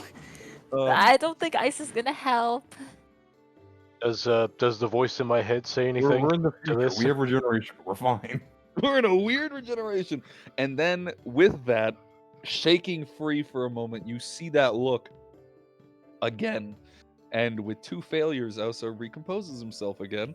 And through gritted teeth, looks at you, Primrose. And though there is somberness, he has more urgency as... Which, by the way, yeah, no, the other attack also failed. Alsar looks at you and goes, "Leave and go far. It'll only get worse." I have a duty to this city and these people. I'm not leaving. Doku, it's your turn. I'm leaving. I'm kidding. I'm leaving. I'm That- leaving. Good- Bye. You won't. Peace. Yeah. Doku goes, you don't even ask me twice. You told me. Bitch, you won't. Bye, Felicia. Bye, Doku, Felicia. it is your turn. Okay. Well, so are we aiming to maim and not kill, or do we want to kill him? I think you're aiming to Maim, not kill. survive. Yeah, We want to yeah. stop him from. He's being possessed by some being asshole cray-cray. ancient king. We Yeah. want to make sure that stops Maim, happening. not kill. Which, oh Maim. my god, I just thought about something. I totally forgot I have C invisibility. I see. Yeah, you do. Can You. I have that? Can I have that? No. Okay. No, it's mine. Yeah, I have it. So does Alsar wear armor? I assume not, right? No. Okay. But do keep in That's mind so that all anime pillar of him. knights have. Do keep in mind that all pillar knights have an energy field basically that acts as armor, but it's basically just like improved mage armor. Yeah, that stuff can't be broken. That's so anime. It's not enemy, right?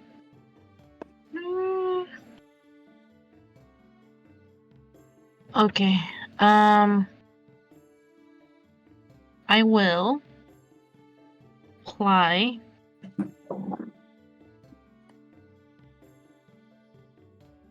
Sorry, I'm reading through everything.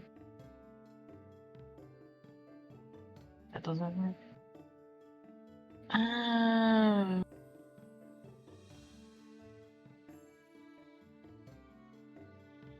Okay. I will apply a poison onto my weapon, which will be my weapon, which will be my dart. Tip's helmet. One of my weapon. And then I will attack using the dart. I'm able to position myself so that I'm flanking the dude. Yeah, but I'm just cutting flanking rules because it became a complete fucking mess, but sure, get advantage. Yay. Wait, advanced. Yay! Okay. There. 27. That's good. And that would be a dart, 9 piercing, plus piercer only counts for critical. Yeah. Yeah, and so that means sneak attack. I forgot to roll that. 5 sneak attack damage, and the poison applied is table 6, number 4, which paralyzes him and puts him under the poison effect. What is the save on that? The save is... Okay, firstly I'm going to take a screenshot. Oh my god. Yeah, yeah. This is why we should have. This is why you should have gone over it more. Yeah, I was. This to put in perspective. Sully set up their character sheet and did all of this like a week before, not even a week, like a month before I even like got the party together for Genesis. So it was the first one, and I was like, it looks all right, but I haven't played 5e in a while. That was my first mistake. Yeah. Okay, and for this one, they get a disadvantage on a certain save modifier, and I'm choosing con for that. Okay. So, and here's the stuff for the thing. What's the save? The save is basically my spell modifier, which is my intelligence, which is 10 What's your plus save 3. modifier? 16. Or what's the save? Well, it's my spell DC, which is my intelligence, which is. yeah, 16. It's 16. Okay, yeah, he got a 19, so that he shrugs the poison off. All right. All right. All right. Reaction. Oh my god.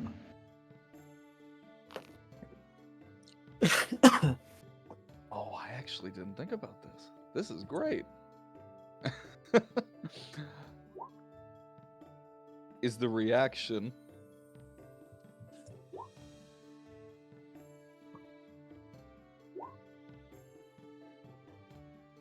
yes, indeed it is an attack. Except it doesn't go off again because Ausa really likes you guys. God fucking Yay. damn it. On one hand, I'm really happy for you, but on the other hand, I've rolled in the 90s several times. That's a Rolling in the wasted 90s. legendary action. All Why right, can't we? all right. Is there anything else you want to do on your turn, Doku Doku? Can I use a sec? Oh wait, no, I already used my bonus attack. Never mind. Hey, Elsa, I why will- can't we be pals?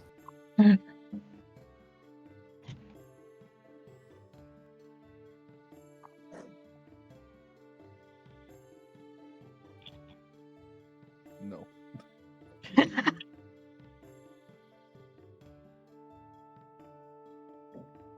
This shit's always lit. Goku McGoku. Do doesn't Pokemon want a battle Goku. music.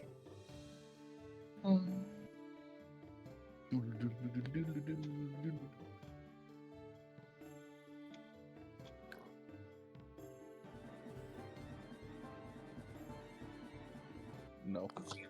Can't stream that. That's for damn sure. Yeah, no, you absolutely can't. You'll get sued. Beep beep bop. Boop beep beep bop boop.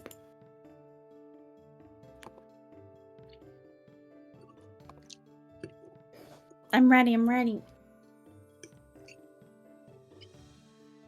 Right, then it is your turn then. Okay, so I asked you a little bit about this in DMs. But I want to cast Detect Thoughts and try to focus on the thoughts or like of the spirit that is possessing Alsa right now. Okay. Go ahead and do that. Is it a save DC if I remember correctly? Yeah. So it's to analyze the surface Would- thoughts, it's not a save. To dive deeper into the thoughts, that is a save. That makes sense. I do want to dive deeper into the thoughts of the Well, before you Spirit. do that, roll me a D100. Okay. Please, please, please, please, please, please, please, please, please. I think that works because it's a level This- 2 spells. This close to Yeah. brain soup. Oh god. Here's what I'll say. You've basically enhanced the spell here. So if you would like to pry into simple deeper thoughts, you can absolutely do so. If you would like to go even deeper, you can try and make him do the save. But basically, your base level and diving deeper, you don't need to, the save basically doesn't need to go off. It just happens. Okay. So essentially, I can sense the spirit that is possessing Alsa right now. There is confused visions as you do this. In fact, as you detect them, it doesn't seem like there's just one. It seems like a cacophony of voices are all speaking at once. And at the core of it, at the root of it, as you go to detect these thoughts, in this flood of people that you hear, there is one voice that speaks back to you. Leave. No! Okay. That's what I say back to it. No. I like to imagine that you just said that out loud. No. I close my eyes and start casting a spell, and then a few seconds later, no!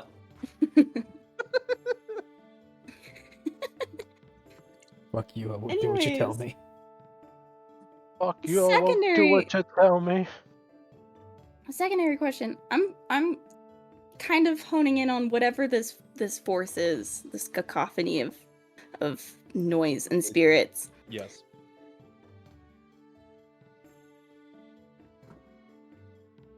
Can I, using my connection to like an additional soul in my body, can I now hit it with other things, or is that not allowed? Are you trying to target the spirits directly?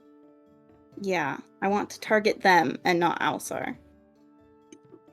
If you have anything that can hit an incorporeal creature, magic will do this.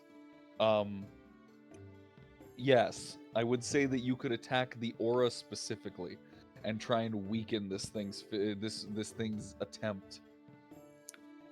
Okay, I have two things I could hit it with. I have Mind Sliver or Firebolt. Which one do you think Mind would be Sliver. better? Mind I Sliver would thought probably be you said good, that. personally, because this guy is, a little crazy. A little crazy. And Mind Sliver, so it does psychic damage, and the target must subtract 1d4 from the next saving throw it makes until the end of my next turn. So that might help me next time. Or it could help any Honestly, so someone hear up. me out. Oh no, never mind. For a second there, I thought I had what am I trying to think of? A spell that I was like, actually, that'd be pretty good. But then I remember it's Synaptic Static. That's a 5th level spell. Yeah, just suddenly Oh, yeah, we don't have that. Dude, I would love Synaptic Static right now. If I'm gonna be frank, if Goku can hit him with that poison, with the help of that negative, and he gets paralyzed, that could be a massive boon. Yeah, luckily I didn't throw the dart. Okay, so I'm going to try mind slivering this soul using Quicken spell, so it's a bonus action.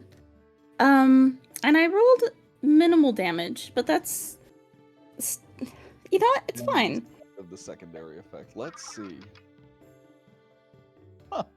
It's a DC 15 intelligence save. Well, I got a 12, so that does go off. So that's 2 psychic damage to the thing.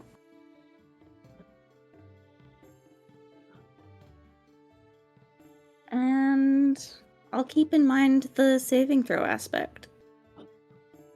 Yes. And then, If that gets used before my turn, then that's fine. Well, and yeah, also don't forget that whenever they do a saving throw or yeah, have you been accounting the minus d6 from Spark of Creativity? Yes, that is true. There Okay. is a -6 on top of it, so it's a -1d6. Yeah, plus it's a the minus 1d6. Yeah, but it was only for his next 3 saves, checks, or attacks. And that was actually the last one. So yeah, we're good. That has worn off, and that's there you go. The Okay. artiste is able to distract. I forgot the artiste. Is that everything you can do? I might back away a little bit. I don't want to be right next to him. If Oh, I so, am. I see. Okay. You were probably the closest person. But I don't want because- to be that. Okay. So you're just gonna run? Back away slowly. Oh, okay. Opportunity attack. Well, Yeah, you can't disengage. He did literally backflip to the back line, and you were right there. Primrose just ran up on him, and so did Doku. Hold on. Let's see. Hopefully he Let's won't see. focus on me. I have to roll my D100 first and foremost. Okay. Please don't hit Okay. me. Please, please, please, please, Please roll in please. the 90s again. Hold on, don't worry, because I also have silvery barbs. Oh my god. And on Oh. top of that, yeah, Fway, this seemingly has broken Ausar out of his stupor. The creature, after being spoken to, being detected, and then being attacked, seemingly made it angrier. This well of souls moving like a frantic wave, and this torrent, this maelstrom of souls that is now overwhelming in Ausar has gotten angrier. It reaches out. No!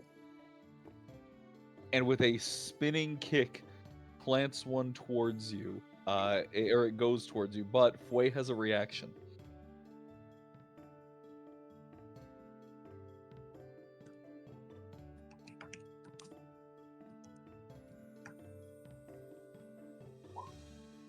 Boris can intercept Whoa. the attack. Oh, he takes damage. Oh my Bor- god! Boris, my hero! What Mr. is- President. All right. As his foot comes around with a spinning kick, he sweeps around and literally about to take your head for 13 damage with his heel. Boris jumps in the way and takes it in the side, getting blasted, and the stone beneath his foot cracks. That is 13 damage to Boris. He has intercepted the damage. Eugene, you have gotten away.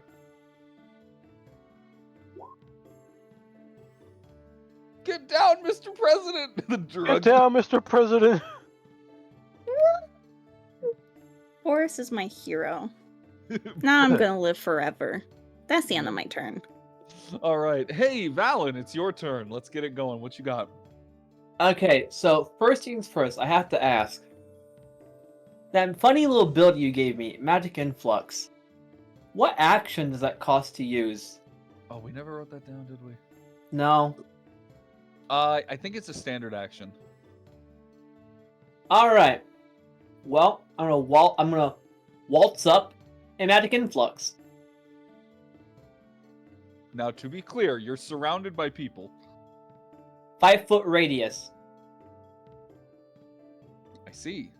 So really and truly, the only people who are going to be in that range would probably be Prim, since you're walking Not up. me.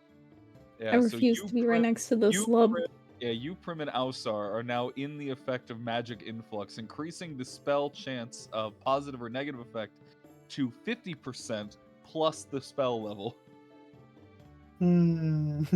I see. Does this apply for spells that are already taking place or ones that are now cast? No, ones that can No. be cast. Okay. That's fine. I'm not a magic person aside from magic weapon. The reason I asked if it was a if it was what action it was, because I would have loved to grapple him this move. But you know what? Fair enough.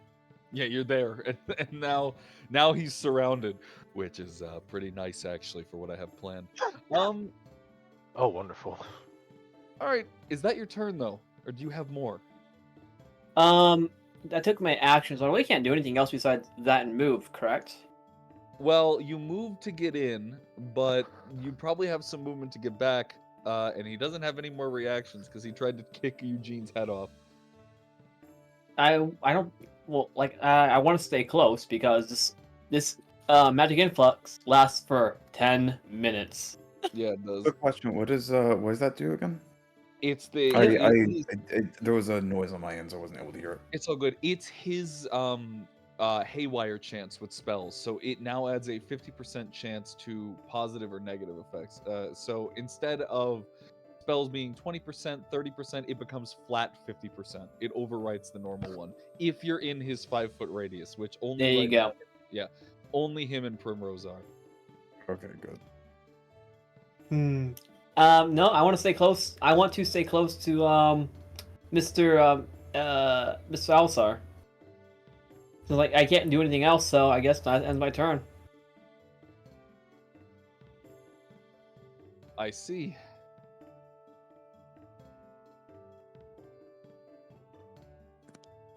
All right, Tuare is using his action to focus himself and heal Boris for 3d6, and then Boris is projecting a magical barrier. Now, quick question about this barrier, Fue. It can cover majority of the party, but what does it do? Is it just half cover? Also, Boris heals for 15 HP, so he just healed up that entire kick.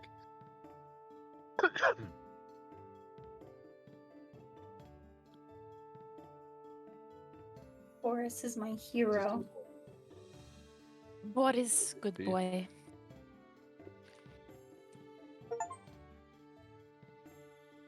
I see.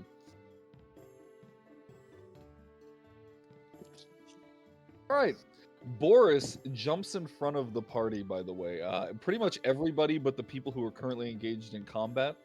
That being Doku and Prim, and now Valen. And as he does, he extends his arms and a magical barrier flickers to life. Now, this is technically not a spell. So I can't really have him make that, but basically, what's that Pokemon move? Protect. I almost said Mirror Force, but it's whatever. It's the Lucario? no, not the Pokemon. The Pokemon move. Reflect? Protect? Sphere. Like not protect. Aura Sphere, detect. no, Safeguard. No, I know what it's Mirror coat? I know mirror coat. mirror coat. It's PK basically bot? No, kidding. it's basically You can also it stops special Perish attacks. song. No, Reflect. it's probably Mirror Shield. Whatever the Flex case, is physical Boris is moves, I credited to team. Yeah, but regardless, whatever the case may be, Boris projects with a flicker a magical barrier from his palms, and then it becomes translucent. There is now a wall in front of you of magic Barrier? protecting you. Aurora Veil. That works.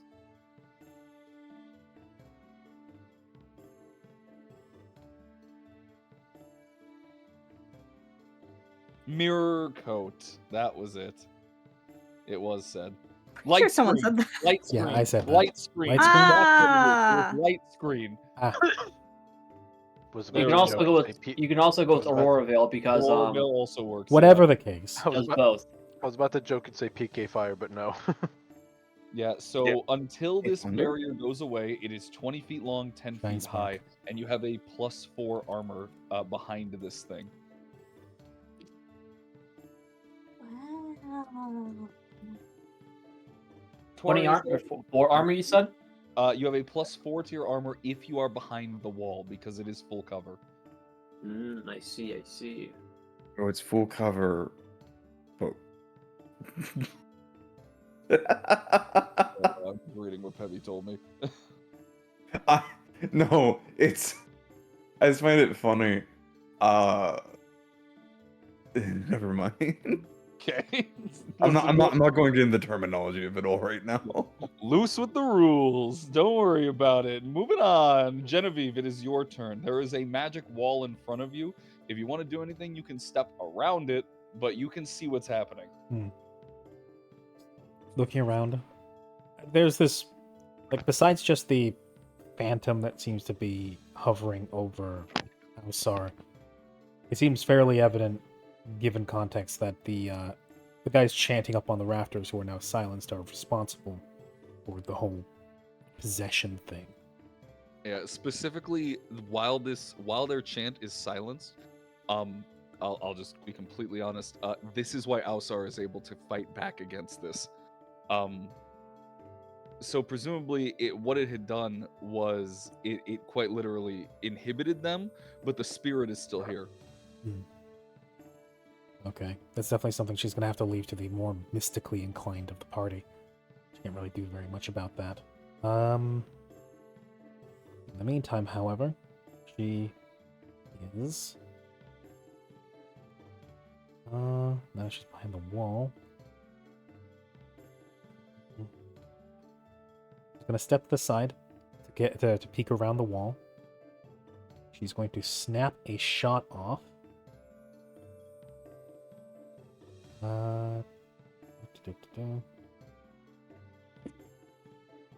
She.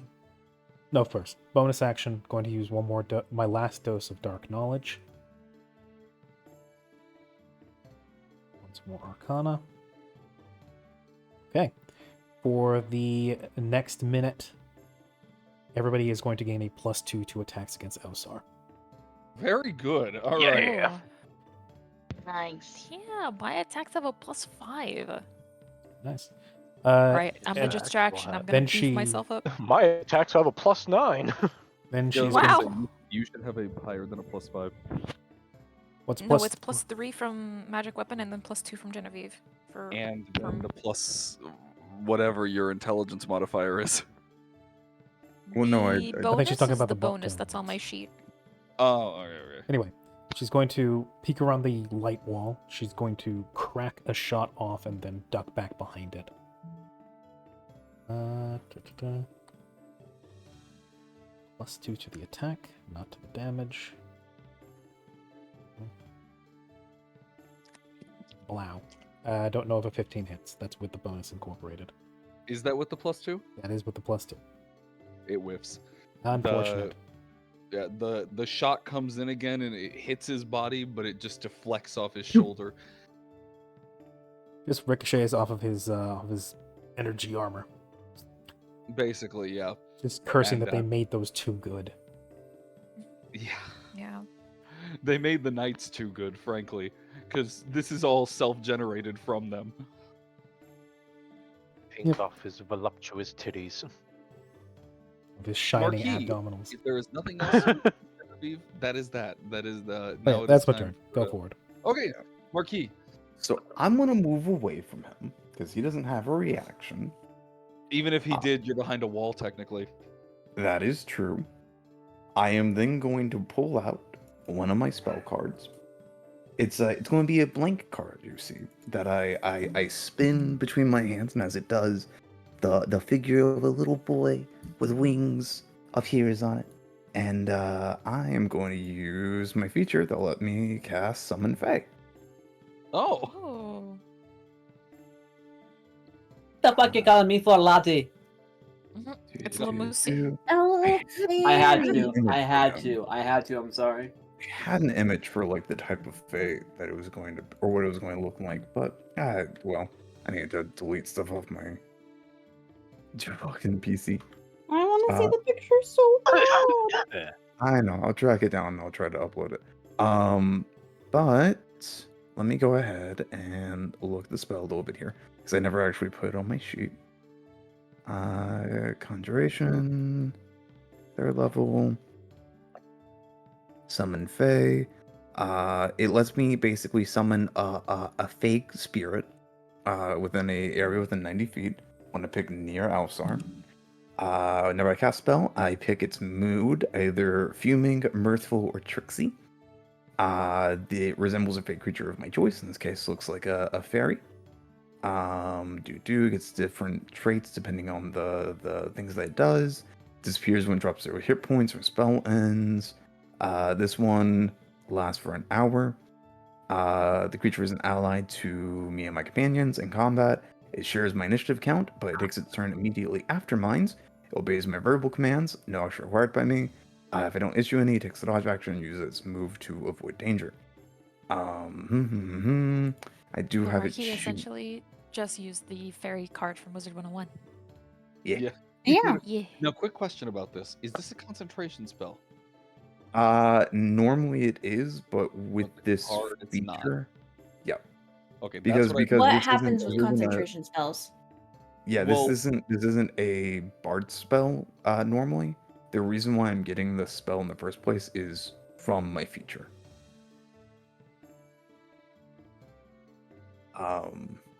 If you want, I'll still roll the spell stuff for it. Yeah, the reason that no, the reason that Still Frey was don't- asking whether it was concentration is because if it was, that would Yeah, cause it the would drop silence to It drop. would break the silence, yeah. Yeah. Which is gonna make this a lot more difficult of a fight. I'm very happy you had silence packed. Yeah. So, if you want me to roll for the spell effect, I will. But for this version of it, no, it doesn't take my concentration. Yeah. Specifically because this is an ability that you had pre-stored, I'm not gonna make you roll for the spell effect. Okay. He's not casting a spell. Now, He's just pulling a fairy out of his pocket and throwing it at Alsar. Quite literally, basically. you Now- are summoning it in attack position. Yeah. The downside of this is because of the feature, I cannot pick its mood. It has to come out as Trixie. As Trixie. Yeah. I see. But the bright side is what Trixie does is that. Oh, So wait. Does that include us? no, so Five basically what I is can have it do is as a bonus action magically teleport it to another space within 30 feet of it. In this case, like say above Alsar, and then it would put a block of magical darkness where Alsar is. Oh. Nice. Yeah, it is literally only affecting him, which is hilarious. Yep. And I'll give it the command to maim but not kill Alsar. It's the equivalent of putting a bucket over his head. Basically. Yeah. And Oh, then- And the Real bucket over scary. our heads when we look at him. Oh my god, it's True. like the polar bear with the orange cone on its head from that Yeah. one meme. So the advantage of this all is we won't get any advantage on our attacks at him because we know where he's at. But he will be blinded while he's in there. Mm-hmm. Hell yeah. I'm gonna use another spark of creativity on him before it's the fucking phase turn. It becomes impossible to actually see Alsar. And then it becomes a phase turn. The Fae will teleport above Alsar, use the Trixie ability to put a cube of darkness on top of him. And then it will make. Well, actually, no. Before it does that, it will do a stab against him. Stab. I assume 19 hits. A 19 will hit because he failed his. Well, wait a minute. Yes, a 19 would still hit. Okay. It will do 9 points of damage, All right. and then it will teleport above Alsar, drop in a cube of darkness on top of it. See, How is Alsar going to sorrowfully smolder at us if he's covered in darkness? With the Feel I'm back the gonna end. miss that. now you just have It's just to you're feel it. forcing Alsar to go through his emo phase again. You're about to take away Alsar's object permanence. Oh Yes. yeah, now he has no idea what's happening. He's like, And oh, that is well, they're gone. the end of my Oh. turn. Oh.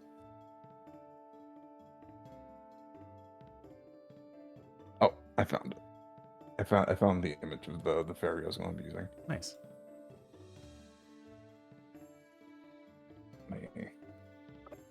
Yeah, I was trying to find one that was like a little bit more, like it was a showman type thing, but I always have to stick with this. I'll put it onto character G. Na, na, na, na, na, na,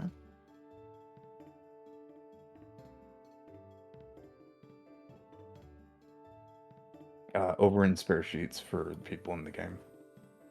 Oh, spare sheets.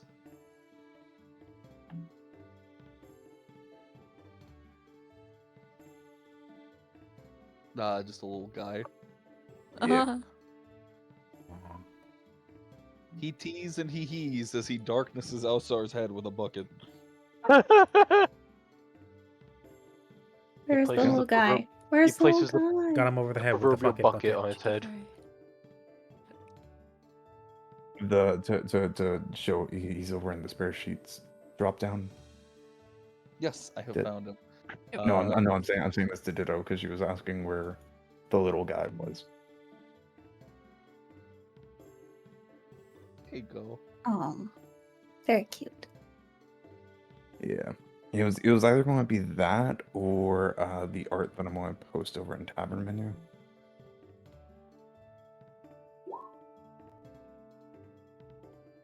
Oh, very cute.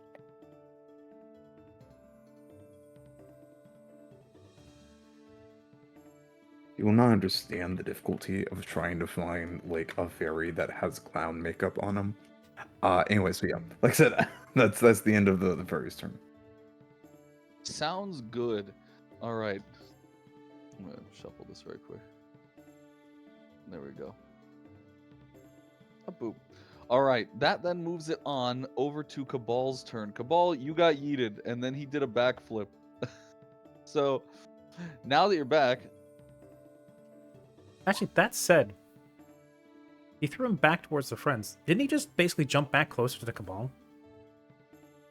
so where he threw him was basically at the lead's feet, which would at that point be Prim, and where Cabal should have been. He basically threw him back to where you all started, and then with his backflip, he flew to your backline. Hmm. Now, though, it is your turn, Cabal. What are you doing? Well, first, I'd like to say that Cabal probably would not have inquired the identity of the voice in his head, because he would probably be able to put two and two together and realize, oh, I know who this is. It's Wayne. So, probably wouldn't inquire that. But he will get up. How is Alstar looking at the moment? You can't tell. Before the He's darkness came around. Dark. Yeah, before the darkness came around, he definitely wasn't looking too happy. But hurt Was he a bloodied, little though? harder to tell. Oh no. Okay. His hand Then is we cut don't off, though. He did cut his hand off, and that did do some damage. That's fine. Actually, can Pillar Knights regenerate limbs? No. Like We lizards. Okay, we are in the right. strange Metal. future with regeneration technology. Metal. Yeah, not any more than. Also, are there Yeah, it depends on the Pillar Knight, I would think. are there spirits from before still floating about, or are they The Not there. spirit that is enveloping him like a shroud is still there. Yes, it's worming its way in. is it visible through the darkness, or is it not? Even through the darkness, it is hovering above him. Cabal is going to unmanifest his psychic blade, and he's gonna try something. How far away would he be from me? from where you were, you could easily get to him with like a quick rush if you wanted to. I want to try and mind blast him. You can try and mind blast him. Okay. It has only a range of a 50-foot cone, but I could probably get to him, or get within like range of him, and then brain blast him, or at least brain blast the spirit, if I can. Mm. If they're even targetable, which I'm not sure if they would be. The reason that Eugene was able to target them is because they went with detect thoughts to try and Okay. delve into it. Now, if you had something similar, you could begin to do the same. Problem is, I don't have detect thoughts. Another thing, though, is that I need you to roll me a charisma save. I had forgotten. Ah, yes, another one. Here we go. I'm just going to tell you from here on out. No, Oh dear. Oh wow. Here we go. Here Oh, we boy. go. Are you sure it was a good idea to give the robot Predwin? yeah. At Are the we time, sure this was a good idea? I've been asking that question really since does the not like the beginning. robot. yeah, every time this has happened, we were Come all on, like, man, we Cabal. really got to Pass this the man his his child. He needs to remember that he has child support to pay. That's true. He's got alimony to come back with. Anyways, what you may be planning is superseded again as you hear the voice. Once again, go. I just need to get a little closer. You're running again. What? You're running again, but you run headlong, face first into the wall and slam your face against it. Well, internally replies, "System is compromised. You must show restraint."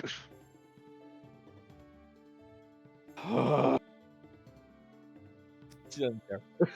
Telling the teenage girl she needs to, she You needs to are show not restraint. authorized to use me. You're telling the teenage girl she needs to show restraint. Yeah. Look at you. We must combine our movements. I say internally. See. Just get me in there, then, you stupid bucket of bolts! Get the robot you need Rhea. to be specific. Get the fucking Yes, robot Rhea. completely oblivious to the fact that she is the one literally controlling this robot as she ran headlong into an invisible wall. Blamed me for it.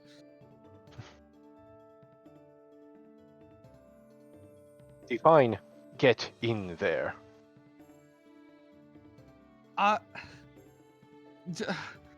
Just get my little prison towards him.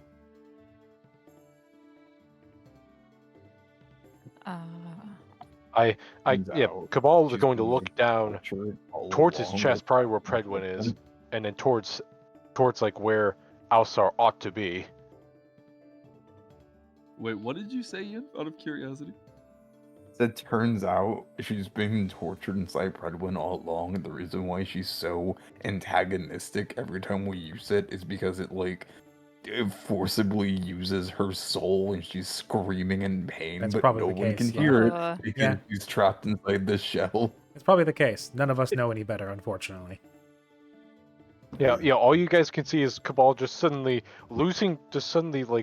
almost losing control, and just running into a wall head first.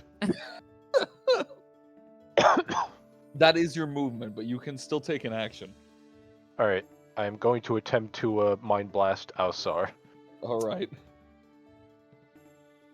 All right, so that is. Let me click on this. So we need to make me an intelligence save. And that uses the mind sliver.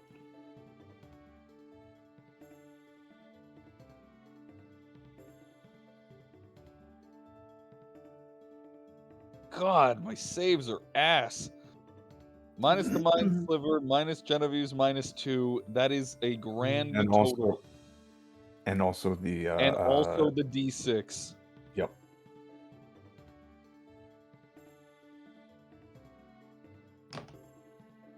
I'm not joking.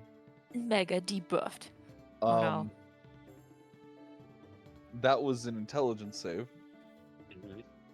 With all of the negatives and the number I rolled, he got a whopping 0. Is that including the D4 from Mindsliver? Yep, that was including. What is that? Included the Yeah. D4, it got a 2, so that reduced it. And then I rolled the D6, it was a Slay. 2, and that reduced it. And then Genevieve had given him a -2, Uh, grabbing it a grand total of -6 that hits. Stick. So now, whether it's the Mind Crystal or Alsar himself, they receive this almost bass boost in their mind as this thrumming, vibrating, just cacophony of sound fills their head. And legendary reaction. 2 points And related to that I actually like to bring up. One, this confirms the fact that their minds are linked, so psychic damage done to Alsar is psychic damage done to the ghost. Second, Rhea's mind is connected to Cabal's, and Cabal just connected his mind to Alsar and Alabaster. Does that have any What you're interesting saying is consequences? attack Cabal. No. Oh. No. Oh, At what point in that sequence of words did I ever infer that? well, You, said- do you want well, you PvP said, that badly? That Alsar's mind is tied to the ghost, and then you said that Cabal's mind is What- tied to My point was, Alsar's Ghost. daughter, and now they're tied to Alsar. And so if we attack Cabal's mind, then it'll attack the girl's mind, and then it'll attack Alsar's mind, and then I it'll you'll don't attack give him it's you'll that. give him psychic damage, but not because that damage will translate across the connections, because you'll be attacking his daughter. And you'll be breaking his heart. My point being, because Cabal is connecting his mind to Alsar, and I only assume Rhea is writing that link. Does that have any interesting consequences? Yes, it does, and I'm very glad that you said that because I was waiting to see how Cabal was going to describe this. It was just going to be a forced push. No. I'm going to get to that on the start of his turn. But first, Along with the Before it bass boosted audio is just, Dad, wake the fuck up! that's how you get tinnitus. he plays like one of those like one of those like volume raise clips in like a YouTube poop. yeah, Deep fried. fucking, Outside, wake up. whatever sound you were intending to produce from this Yeah. blast, a shrill, panicked young girl's voice bleeds through with a "Wake up!" Cabal sounds like a woman now. Anyways, Wake up! I get the legendary reaction. And I can specifically use this when I have 2 or more people around me, of which I have 3. Now I need to roll my D100 again to see Of all the if eggs I was Alsar is expecting to evil. see crack in this entire game, that was not one. Oh, okay. That fails. In a flurry of confusion, maybe rage, and now in darkness, Alsar, you see, reach his arm just slightly outside of this darkness as magic begins to charge through his blade again. And with a quick spin, an energy wave booms out in a radius around him of 20 feet. Now here's the thing with that. I'm gonna roll damage, but I need everyone who is not on the other side of the wall to make me a dex save, because you are about to go flying backwards. Remember the +2. Okay. Also, just we'll check. What was the radius? Well, 20 feet. it's not gonna matter for me because I got a nat 1 again. My god, man, you have been rolling nat ones all night. What is going on? A decent Pathfinder is all nat roll, 20s. finally. Genesis is all nat 1s. God. Because there's Uh, no the fucking duality gas of man. stations It was- in it was fucking MC so Escher I space should- in the sky. I should clarify, radius, but it is in a line. It is technically a line. It is a blade of energy cutting around him, so it will not hit your fairy. question. Yes. Is that affected by my funny aura? It Is it a spell?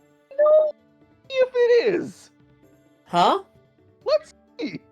Is it a spell? Is it a It's magical attack. effect? Well, the question is, I'll leave that to you, Jules. Do you want it to be? Because that could either go really good or really bad. You're really bad. Yep. So you're basically deciding whether or not it's all magic or just some magic.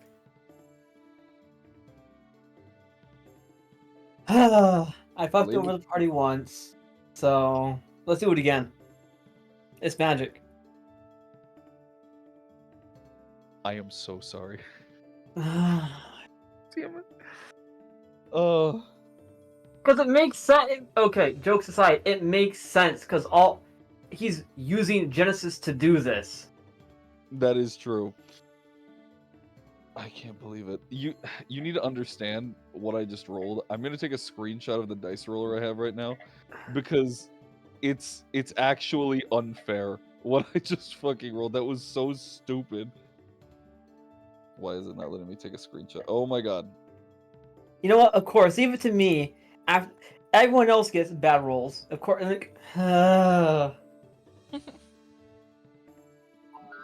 So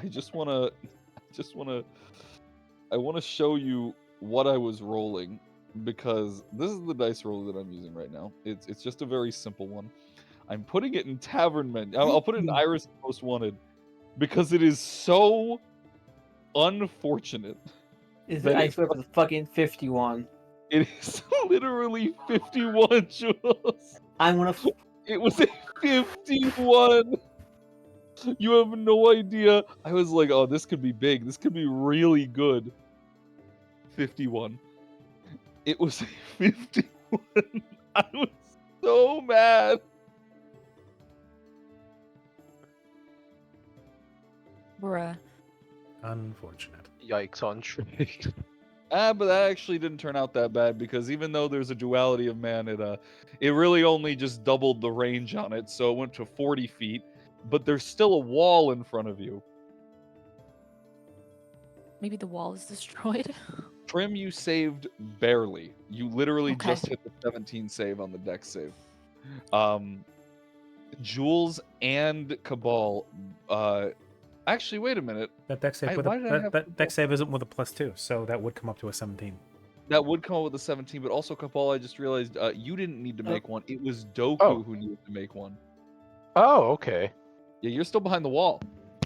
Oh, What? okay. That's true. Thank God. Yeah, you honked into the wall. Yeah. Thank God. To make a save. Deck save. Yes. Oh, 15. Oh, wait, no, 13. Why is there an advantage? You forgot to take advantage off. Either way, 13 will fail with a +2. So it'll be a 15. That one won't, which is really weird of all people to fail. Of all people, Doku gets caught up in this. Is this an attack? This is an attack, yes. I use my reaction to whatever damage. Wait, you use your reaction to what? Half the damage. Oh, right, you can just have the damage. Well, that's good, because the radius that was boosted on the attack sends out a wave. You are blasted back 10 feet, which really doesn't matter. You basically just tumble backwards, and you take what would have been 15, but because you halved it, you take 8. And the wall takes immediate damage, and it basically almost shatters. The rest of you guys also take 8 because you made the save. Actually, wait a minute. Damage is automatic. I have to. Never mind. There we go. Yeah, everyone here around Alistar takes 8 damage. Doku, you're blasted back. The wall takes the full 15 and begins to shatter, but it is still standing. So I take 8 damage. You take 8 damage and are blasted back, and you are prone. Us Also, us in the tornado, outside the wall. What about other side of the wall? Us outside the wall. Or not behind the wall. We take 8 damage as well. You all take 8 damage, regardless of what you would have done there, because the save was failed. Yeah, well, actually, the save was made by you two, which have the damage, and then Doku failed but have the damage. Okay. The wall took the full 15 though. Also, in the turn order, it still says it's Cabal's turn, but it's actually Alsar's. Well, because turn right that now. wasn't Alistar's turn, that was a legendary reaction. Oh. Yes. Now we get to I see. Alistar's turn. And with I mine, see. now Cabal, explain to me very quickly how your Mind Link Blast works there. Mind Blast, yeah, Mind Blast is basically I direct a kind of. Basically, I just direct this volley of psychic energy directed outwards from, like, that it's being like concentrated through the kind of. I'm trying to describe it in a way that doesn't sound weird. Basically, because of his innate psionics, he deploys this kind of innate psionic force, just kind of an invisible blast wave that's directed straight towards Alsar, right into his own mind, fills him with the kind of the bass boost sound I said before, and it's basically like an invisible eldritch blast before like a person's psyche. That makes sense. All right. That's as much as I can describe it as. Alsar grips his head in the darkness for a moment, and as he does, he shakes it off for a second, and is now at half health. Ooh. And in Oh doing shit! so, that invokes Alsar staggers back away from the darkness, looks around, and is gripping his head with his only hand, in pain. He's shaking his head. He's staggering about, and as his body begins to fade slightly, or you see him weakening as the spirit above is racking his mind. The energies within seemingly start to wrestle with each other. Is almost as if something else is now fighting against the spirit as well. Though this entity hanging over him and looming over him does not give.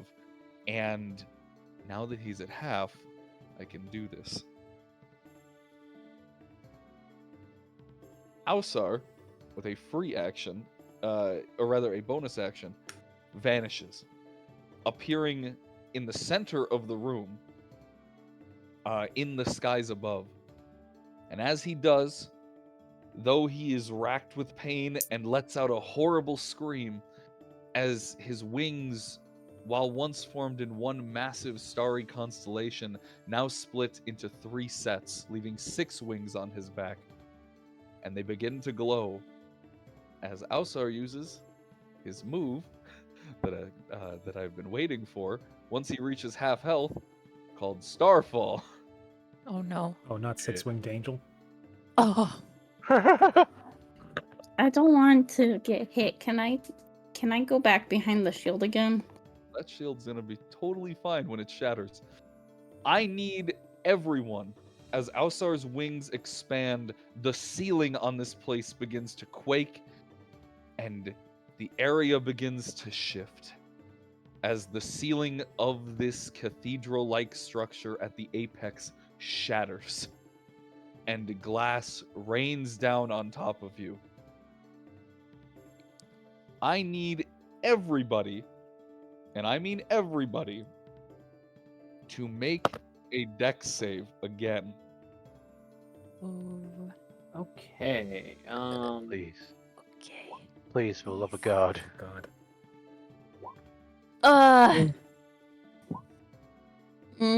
We have a Okay. plus 2, right? Yeah. Okay, Yes, so you have a in plus that 2. case, I got a 17.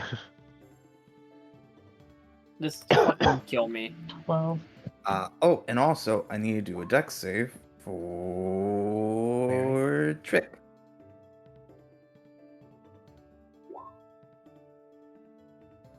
Good job, Marquis. The save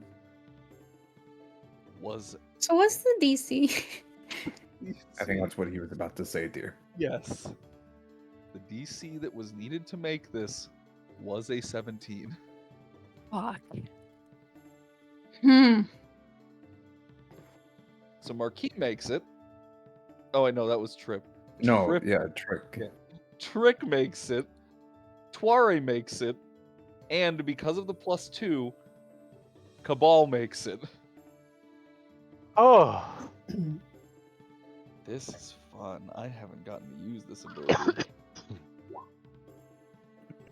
Oh my god, I rolled the wrong die. You have no idea. So I've been sorting the dice on this dice model, this dice roller. I accidentally rolled the D100 with all the other dice, and it was like 100. It came up to like 108, and I was like, huh? Like, I Instead of gotta rolling at reroll two that. tens, you rolled 100 and a d10. I rolled 100 in a D10. Yeah, no. Oof.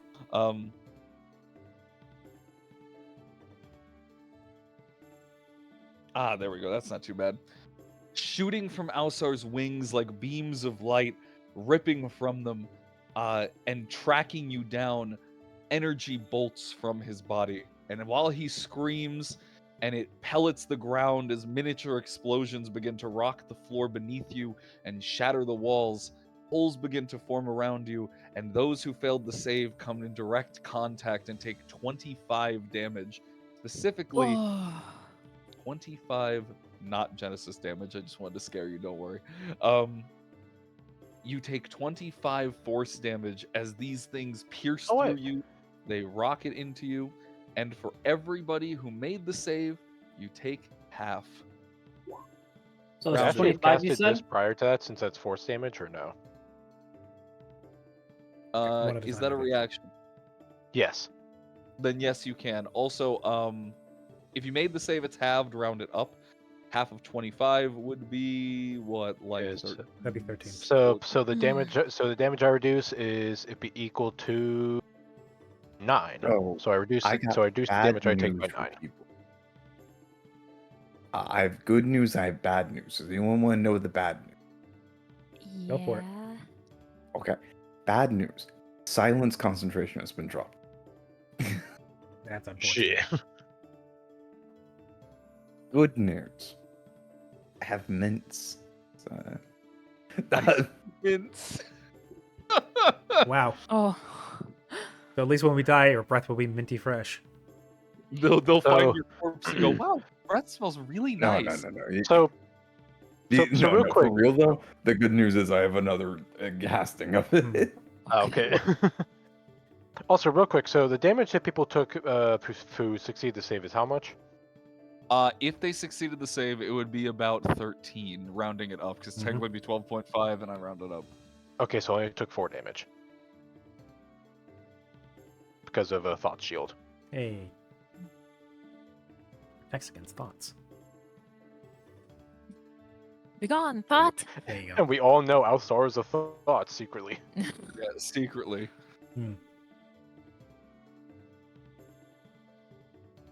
So 25 for everybody who failed, as you are blasted through the chest, through the back, and pelted with these force bullets that rained down. Why did my magic missile do that kind of damage? I'm low-key kind of mad because even though I had advantage on the concentration check and a +5, I still only got a 10, and now I lost my detect thoughts.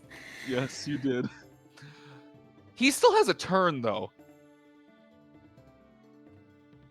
That was a legendary action that I could only do when he reached half health. Flying straight down, since he is in the center of the room, towards the melee combatants. Also, actually, not towards the melee combatants. Why would he do that when there's a group of people behind a wall and they're closer to him? Flying towards the closest group. Alsar charges up another wave of energy from his blade, and though the silence did just fade, I'm still going to give it this round because that only seems fair. And that is a fail. First one is a fail. I'll roll the second one. Second one makes it, all right. And unleashing yet again a wave of energy for everyone who's caught up on the protected side of the wall. So that would be everybody but Doku, Prim, Trick, and Cabal. Cabal. There we go. Oh, sorry, Valen. as I make some rolls. Don't hit me, please. Okay, a 4 does not hit friends. Genevieve. I don't know how I managed to roll a 4. Oh, I forgot to add a modifier. Well, even then, a 10 does not hit. Thankfully. There we go. That would be. This is for Marquis. That is a 17. Does that hit? Yeah. Okay. Then we go down to Eugene. Eugene. Okay, again, does a 17 hit? I don't want it to. Wait, quick question. Hold on. No. So just as a reminder, I moved 30 feet away from everyone. Oh yeah, you did. You're fine. That's correct. You got away from the wall. My You're apologies. welcome. You're welcome. I'm gonna say so. We're all dead. So I'm assuming a 17 hits you. I don't want it to. I know. My I'm very- armor class is 12. Can we just not? Twari, that's a nat 20. I'm sorry.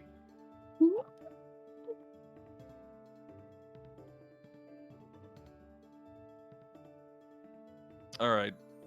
With that being said, the only ones who end up getting hit are for this attack that Ausar launched at the people behind the wall, and of which you were behind the wall. Boris was in front of the wall, but you were behind it, and he landed behind it. Now, with that being said, Eugene, that is 13 more damage as he lashes out an energy wave that washes over. Thankfully, Marquis was away, and Genevieve saw it coming and went, "Oh fuck," and ducked. For the rest of you, that hits pretty hard, and that's 16 damage on you, Eugene. I'm gonna roll that. Ooh. Oh no. You said it was 16 damage on me? Yes. Like total? Yes. Okay. I have one Oh, hit no, from you no, no, guys. no. Oh dear. You have one hit. Wait. And then no, this was an attack roll, Fway. Don't worry Oh, about okay. it. Never mind. Fway, oh god. You take 17 damage. I actually rolled really bad on the crit.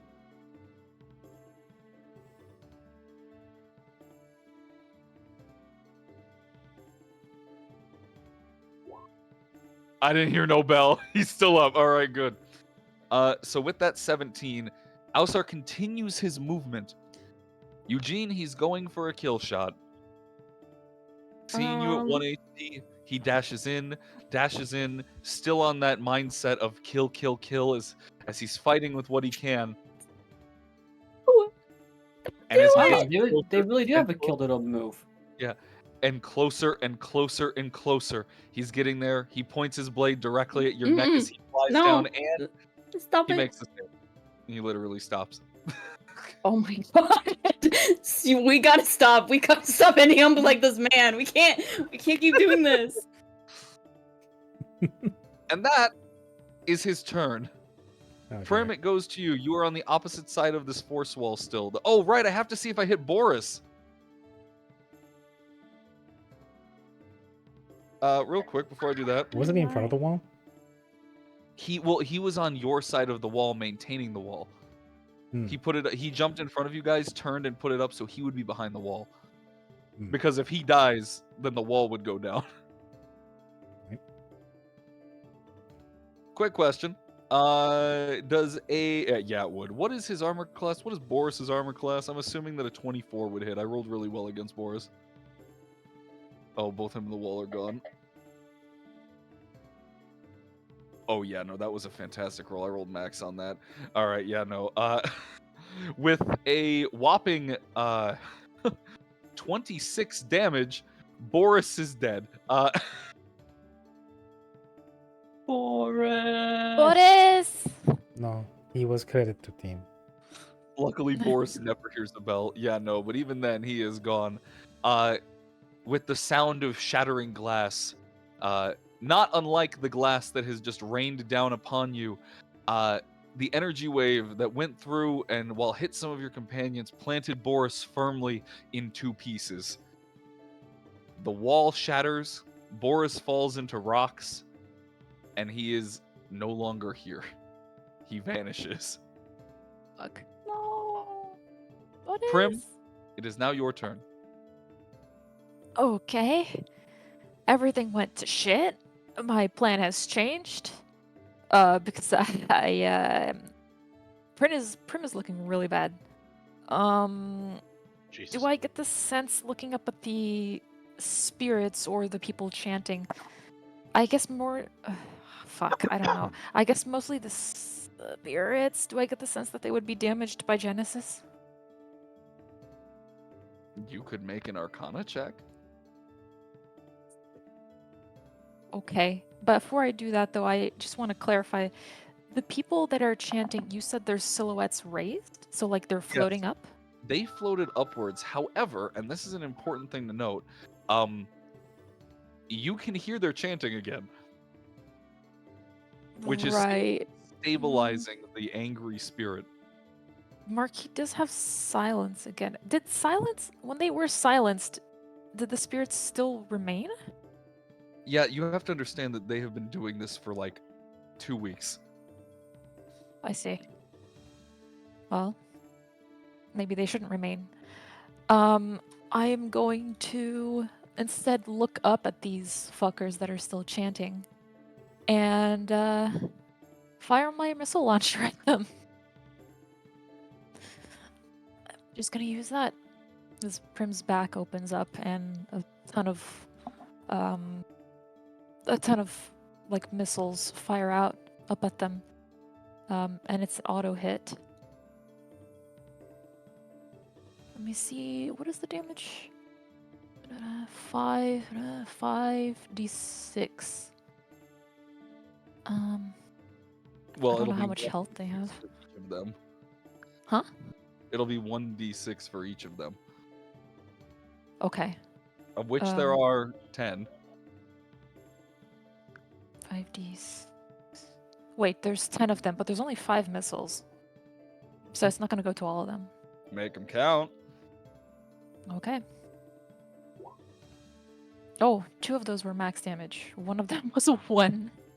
And then 5 and 2. The duality. You hit almost max, barely low.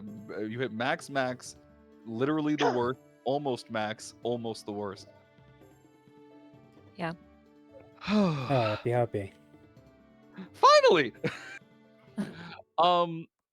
As your rockets travel from your back and carry into the sky, flying past Ausar, as they collide, the crystalline wall of which they were sitting in begins to crack slightly. And as you do this, and this is fun, I'm gonna have them use a legendary reaction because you hear them go, "Stop her! She can't disrupt this!" As their silhouettes slightly flicker for the ones that you hit with more than 6 damage, the other ones kind of dink off. Well, for 6 damage, I would even say the 5 and up, they begin to flicker. The other ones, they don't mind much. They seem to be okay. Prim, does a 17 hit you? Why am I rolling so many 17s? Oh. It just hits me. That is 8 force damage that comes flying down at you from one of the pillars. Okay, Prim is down. Oh shit. Oh. Oh, Dios mío. Actually, Prim is down and at -3. Well, there is no -3, really. Thankfully. I know, I'm just putting that there for reference. Hmm. Well, yeah, she's down.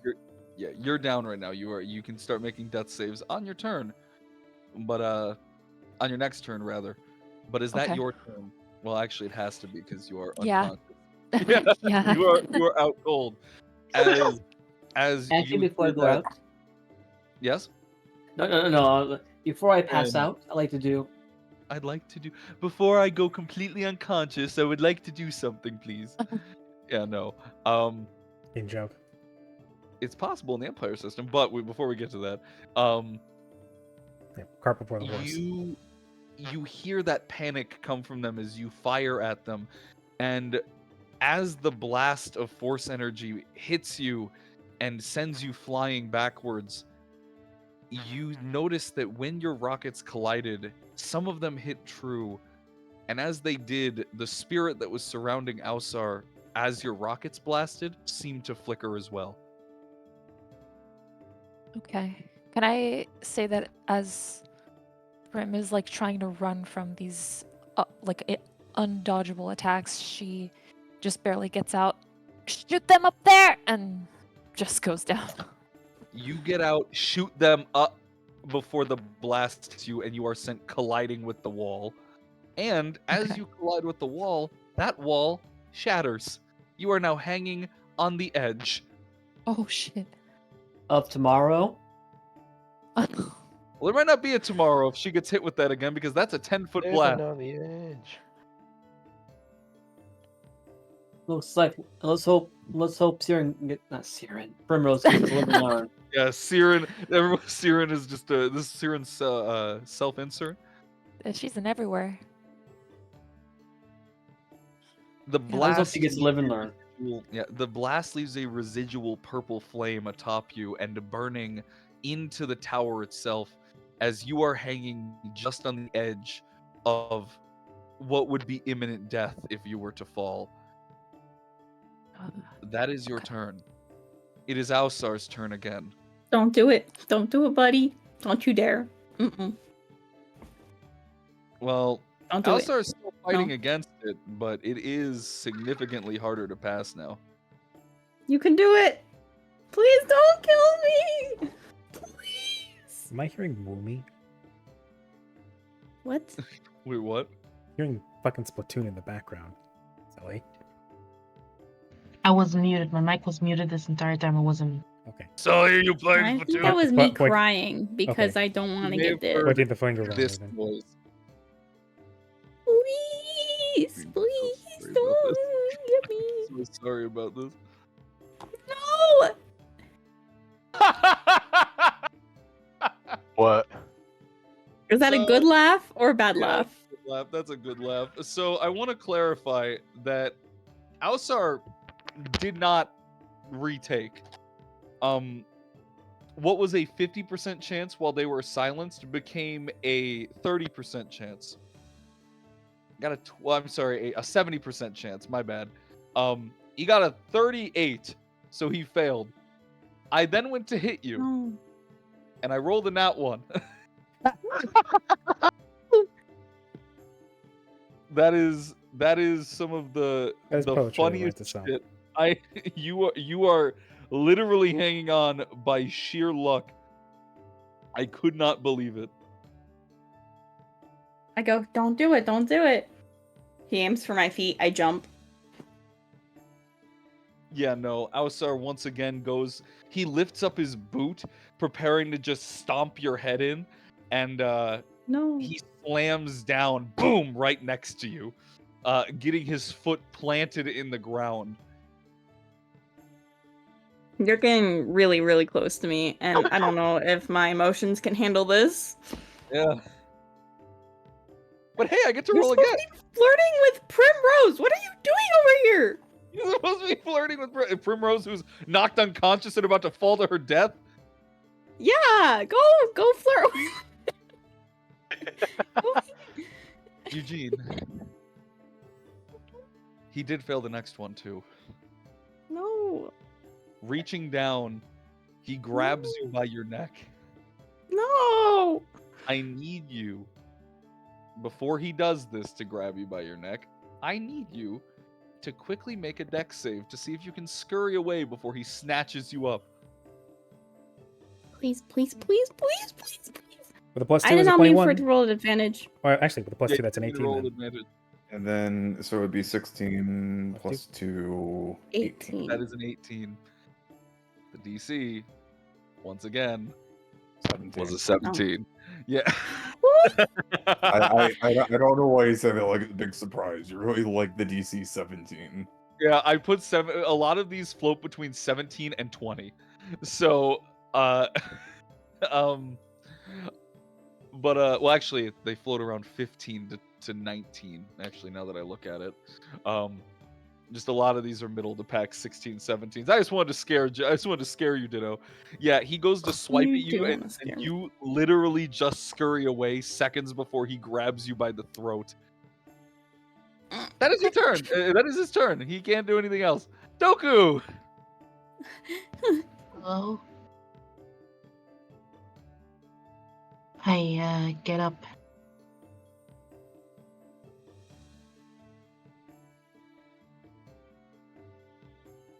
I don't know what else I can do. Get up, You can put on a attack. little makeup.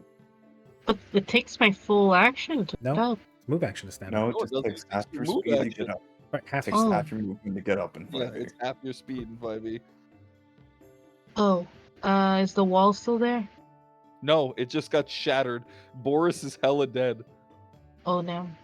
Where is Alzar? He is currently. He was just standing over Eugene, who has 1 health, and and Primrose went flying past you, who is unconscious. Okay.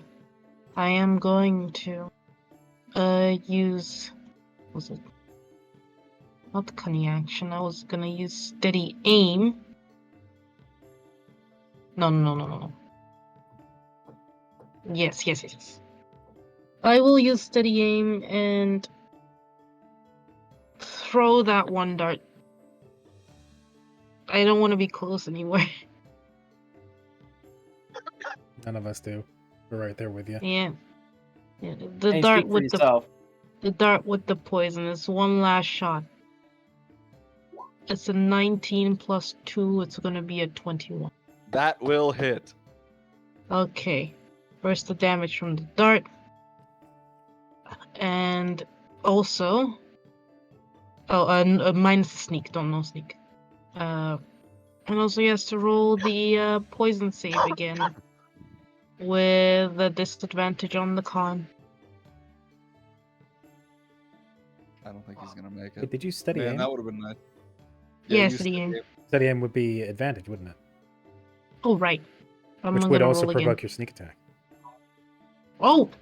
Okay, so then it is sneak attack. Nice sneak attack damage. Pretty nice. That's 17 damage. All right. Well, I got a 5 plus his con, so it was only a 12. And that fails, so he is now paralyzed and is under the poison effect. That is very And still has disadvantage on con. The poison effect is different. That is a certain amount of damage he gets from at the start of my turn. At the start of his turn. Which is 2 times. I see. He is paralyzed then, at least for now. Beat him up. For now. Beat him up. Brooklyn, Beat him up. give him the Brooklyn. Doku, you're my hero. I love you so much. Alright, Coming in Eugene, from, I cast Doku coming in Inflict from Wounds third level. downtown. Put some respect on Boris's name. Alright? He walked so we could run. They can both Right. be my heroes. All right, Why- Eugene, I'm going to need you. why is it I'm gonna need you to disrespectful cast to- Inflict Wounds on him at 3rd level, okay? Huh? I want to need you to cast Inflict Wounds on Alsar at 3rd level. I What, don't 3rd have level? that spell? Learn Inflict Wounds. Right now. Mid combat. Take the Magic Initiate feat to get Inflict Wounds. Alright. This is not how you D&D. I don't think Magic Initiate would give you Inflict Wounds because Magic Initiate is for wizard spells and Inflict Wounds is a cleric spell. Actually, That's me nerding out. Goodbye. No, I'm kidding. Nerd. Nerd. Magic you Initiate can does do let you learn. Magic let you- Initiate So, no. different. Magic Initiate Sort of lets spells. you pick from Bard, Cleric, Druid, Sorcerer, Warlock, or Wizard. Oh, I thought it was just for wizards. Let's see. Nope. Oh. Oh. Yeah, Yeah. that's me counter nerding. By becoming an initiate in the ways of arcane study, you can learn sorcerer spells. I see. Makes and so much that's me sense. counter nerding you. Counter Yeah, spell. no. Anyway, Counter nerd. we're currently dying, so Yeah, but he is Yeah. paralyzed. which is good. Legendary resistance. No, I'm kidding. I didn't give him that. He would have if you guys had not done if you guys had not gotten him to half. But I specifically had things at half health that went away and things that showed up. In particular, he gets more violent, but he's a little easier to hit. That's good. It's very good. That's kind of what we need right now. Yeah, it's working Yeah. out pretty well. Is that everything you can do, Doku? Yes. Yeah. Did I use my move action to You had to- move you used close? You used to half it to get up. You moved a little bit closer, but you can't reach him all the way. So I'm assuming you threw your dart at him. Yeah, I did throw my dart at him. That dart is gone. If he removes his paralysis, it's it. That's it. I will have to kill him. Good. Now he's paralyzed. It goes to your turn, Eugene. Eugene, you have 1 HP, and you just almost got murdered twice. What are you doing? Mm-hmm. Remember, if you 1 hit HP and a melee, drain. Bro, I'm a slippery little snake. Slippery little snake. So I lost concentration on detect thoughts, but we can still sort of see the aura around him a little bit, and I might. And is it possible I could still target it with mind spells, or would you rather me reestablish that connection? I just first? remembered you were in its mind. So this is something you would know. When Primrose blasted the ceiling, specifically at the pillars with her missiles before she went down, the connection you had momentarily seemed to sever. Something yanked it away. And it quickly reestablished, but you would have lost connection there anyways. Now, you can still attack these things because you know where it is, but it's gonna be at disadvantage.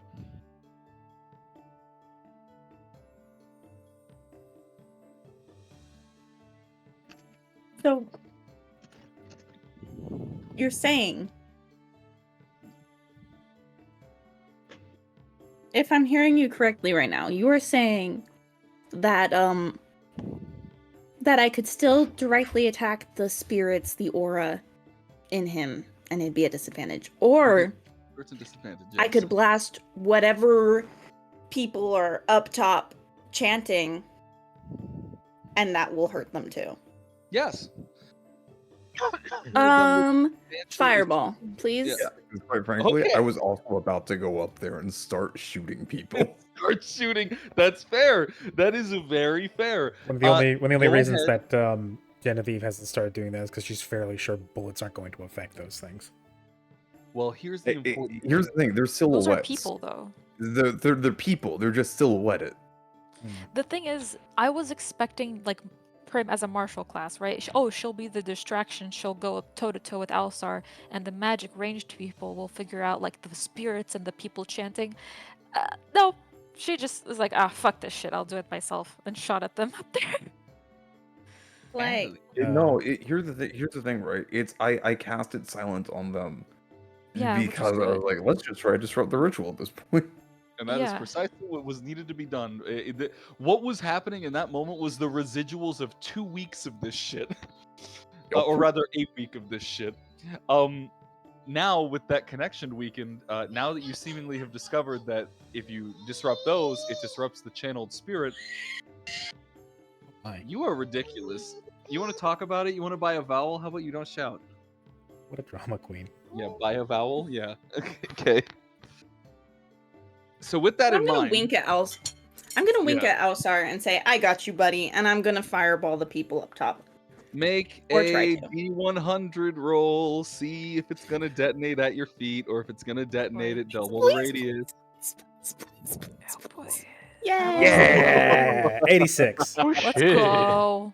Let's Radius go. fire. Incinerate Let's those fucking pompous go. shitheads. So the radius is higher. Does that mean it just incinerates them entirely? It will hit all of them. Roll damage. Yeah, because normally, because the entire width of it, there is like, yeah. Oh God, that is 26. Remember the 5th of November. Jesus fucking Christ. Third of December. No, I'm talking. But you know, You ever? I mean, it is December, but I was referring to what do you call it? V for Vendetta. Yeah, we call it the attempted Guy Fawkes bombing of Parliament. Yeah. Can This we is a talk about how bombing, they but made upwards. it? Yeah, this is a bombing, but upwards. That's a couple points above average. Pretty good. We are quite literally punching upwards. Well, there is no save. This was just damage. And with the radius coming up, you feel that heat burn down because your fireball erupts. I launch it out of my gun, and then these smoky, ghostly, like purplish black flames just engulf the ceiling.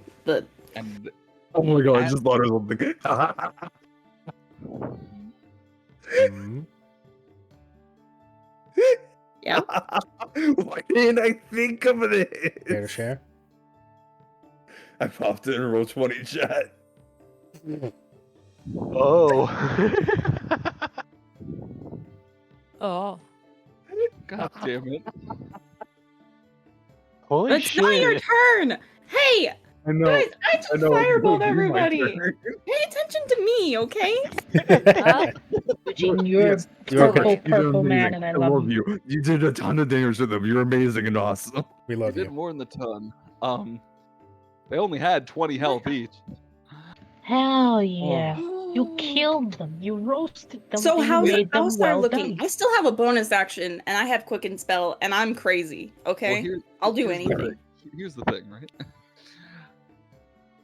Your fireball, channeled with that dark spirit within you, it twists, it turns, it becomes malformed, and when it detonates with a twinge of purple. As the ceiling had been blown off by Ausar, these pillars connecting everything, the silhouettes that seemingly were keeping their presence here, screamed, "Reconvene!" and flickered away just as you destroyed their connections. The upper portion of this place shattering. There are no longer walls on this boss arena. Whoa, this is Uh-oh. so fucking metal. Now- So is Elsa okay? I was getting to that. As purple fire now encroaches upon you all, the ground beneath you begins to glow. And now Ausar, gripping his head and trying to shake free, seemingly coming a little bit closer, the spirit holds on desperately. Cabal, you're still Yes. mind linked with this thing. Theoretically. It shakes its head and demands, "Not yet!" Cabal, Mm-hmm. I need you to make me a dex save as I invoke a legendary action. Oh shit. Do I still have the +2? Yes, you do. Okay.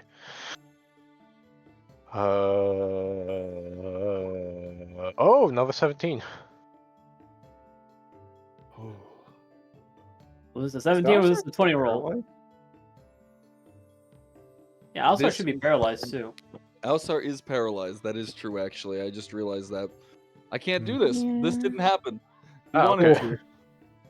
You save that deck save for later because you really need good rolls, and that was the first time you've had in a bit. Definitely. Ausar is still fighting. I will say that. But the spirit is holding on. Its form is flickering around him. Whose turn is it? Was that on his turn? That was a legendary Oh. action.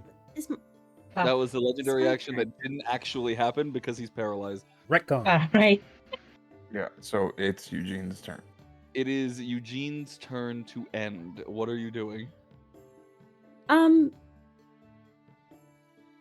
With the aura flickering around it, could I try my best to focus a mind sliver on that, just as like a go away kind of? It's an intelligence save, so I don't know how that would work with disadvantage, but What? You could attempt again, yeah?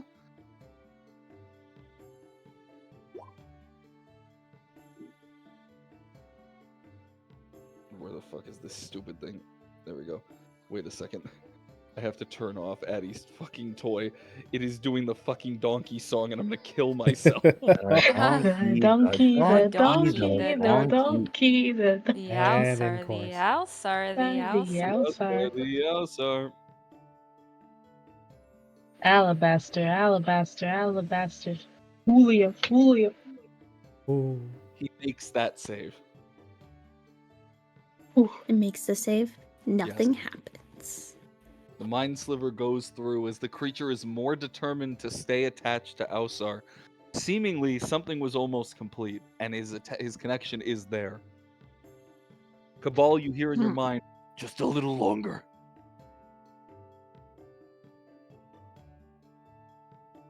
Okay, I'm all done. Actually, it's paralyzed. I'm gonna leave, Yeah. and then I'm all done. Thank you. Valen, it is your turn. I want to walk up and grapple it. Well, you Grapple Alsar. It's paralyzed. So he's I paralyzed. don't care. Automatically That succeeds. paralyzation. Here's Oh, actually really? a little fun fact about 5e.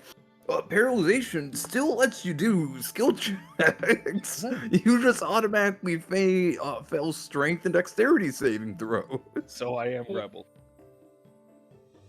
Yeah, enjoy your grapple. No, you No, can what I'm still saying roll the is, skill check. whenever you grapple a creature, that creature does athletics or acrobatic skill check, but paralyzation is just for saving throws.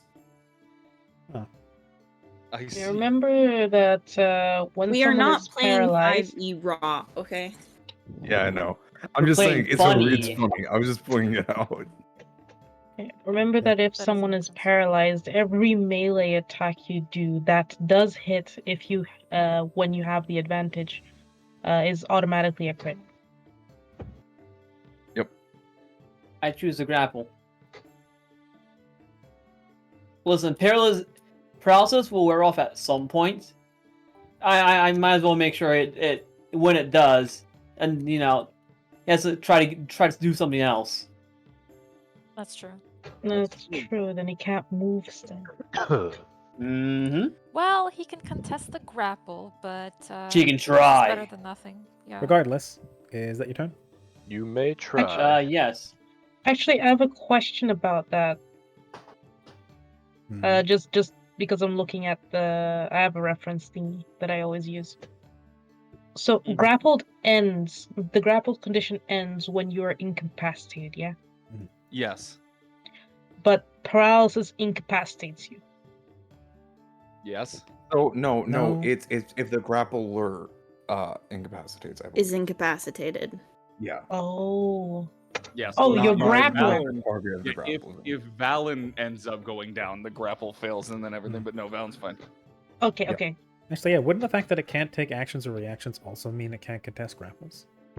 Well, no, because it's not really a reaction. It's still like a save. Either way, Because yeah. like because like if I'm going to grapple someone, that doesn't use the reaction to contest the grapple. Well, the Yeah. grapple ends up going off without a hitch. I got a Yeah, fucking regardless. 2.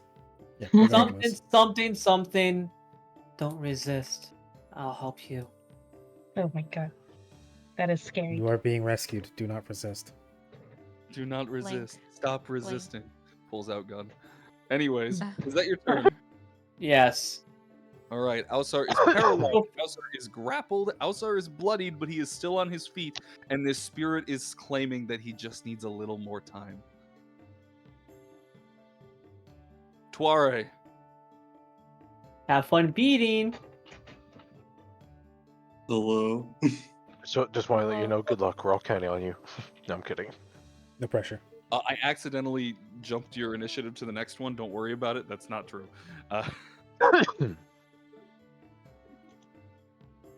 Also, wait, did I hear Fway? Yes, he did. Hello. Yes. Yeah, I'm right here. Yeah. Yes, Way is Oh, here. back. Fway. I sent you I sent you a message, Frey. Yes. I'm watching it now. Do you remember what happened to Iliaster in the previous game? Yeah, but see what I'm trying to say real quick. I see! I'm gonna tell you this. I don't think that it's going to be a bad idea Also, I'm going to have to swap to my phone for a moment as the child is freaking out. How do I put this? You can do this, but Why? it might kill you though. What happened? What happened to the stream? What happened to the thing? I'm here. I had to swap to my phone because the child was freaking out. My music. Yes, the music faded for a moment because I had to switch to my phone as the child was freaking out. And the music died. Bye, bye, Mr. American, bye. Before we start getting into old American folk songs, Some would say I put something to a something, and it was dry. What's Story doing? Something potentially suicidal, apparently. Hmm. Alright, now's my turn. So I'm gonna do. I'm weighing my options.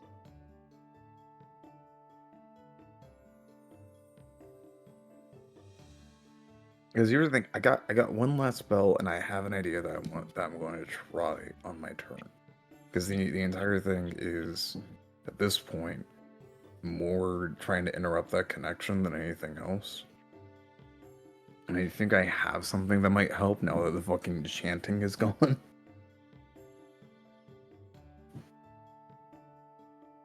What I wanted to do initially, if I hadn't lost concentration on Detect Thoughts, was casting Dissonant Whispers, which forces a creature to move. Like the target of the spell to move away from you. Mm-hmm. And I was hoping that that would move the spirit away from Alsar, breaking that connection.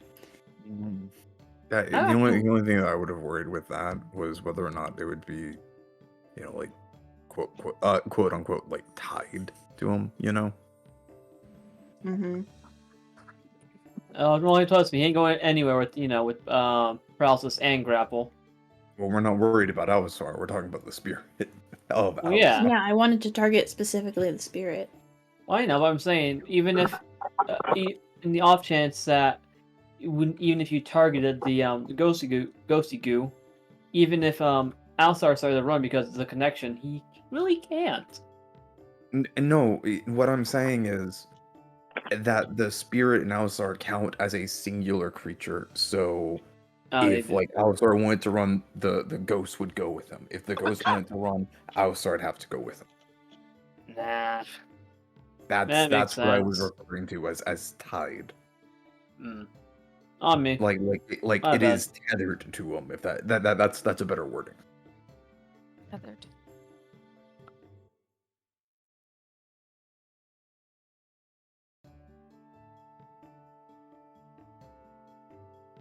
There we go. Sorry, I'm chatting with Boy about the logistics of what the fuck he just asked me.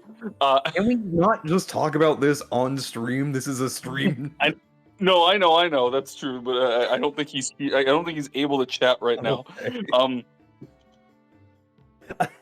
I'm sorry, I was just like. Come on, no, I agree. Regardless, we're working out logistics, but basically, the intention is to summon out Boris one more time and attempting to use the heart as a last-ditch effort. So using the heart of a primordial to incinerate Alsar down to cinders? Good question, Play.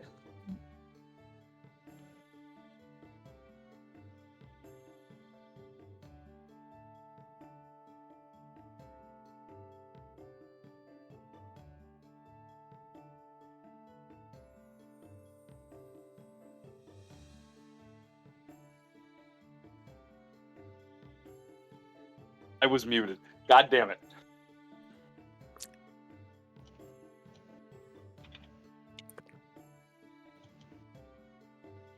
All right. Wait, I'm gonna allow it, but you're gonna have to make a spellcraft roll because what you're doing is unorthodox. Can somebody please tell me the result of that roll? Yep. I spell That happens.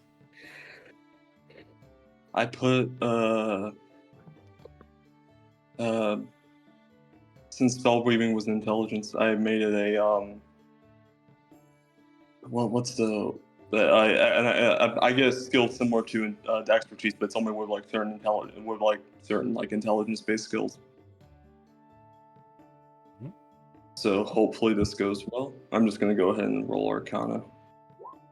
Do your thing. 24. 24. 24. I'm letting you know that if you do succeed in this, it's destroying this thing. Like the heart is gone, and Boris is also potentially gone. Oh, that's completely fair. You have 2 rounds before he burns up and detonates. I will allow you to describe what the fuck you're trying to do. Time for fucking Sun Avatar Boris.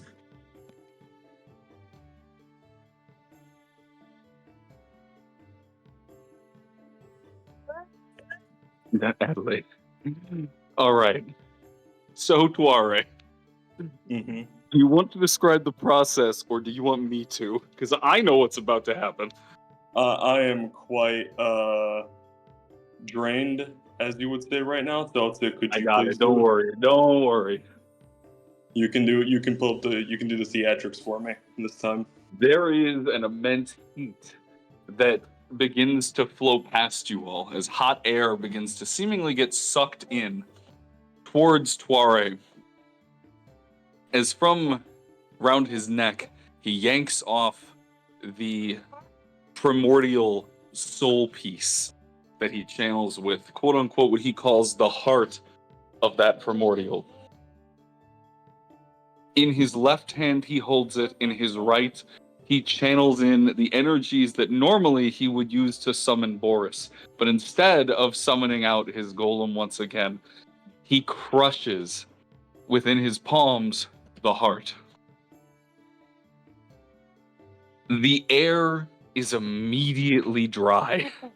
The humidity is, I want to say, almost impossible to comprehend as you all begin to sweat.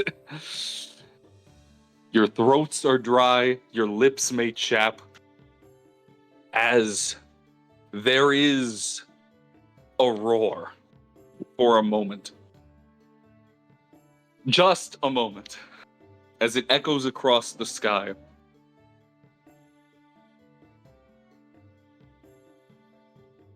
A portal opens. Normally a very similar portal to the one that we used to conjure Boris, of which he falls through. But this time, from the sky, a plummeting meteor begins to fall. Now, thankfully, it's a meteorite, if anything, but it's large. And as it crashes into the side of this tower, that roar echoes again. Climbing up the side, a molten, angry, and sizable golem that would probably be the size of a 2-story house stumbles onto the ledge and approaches.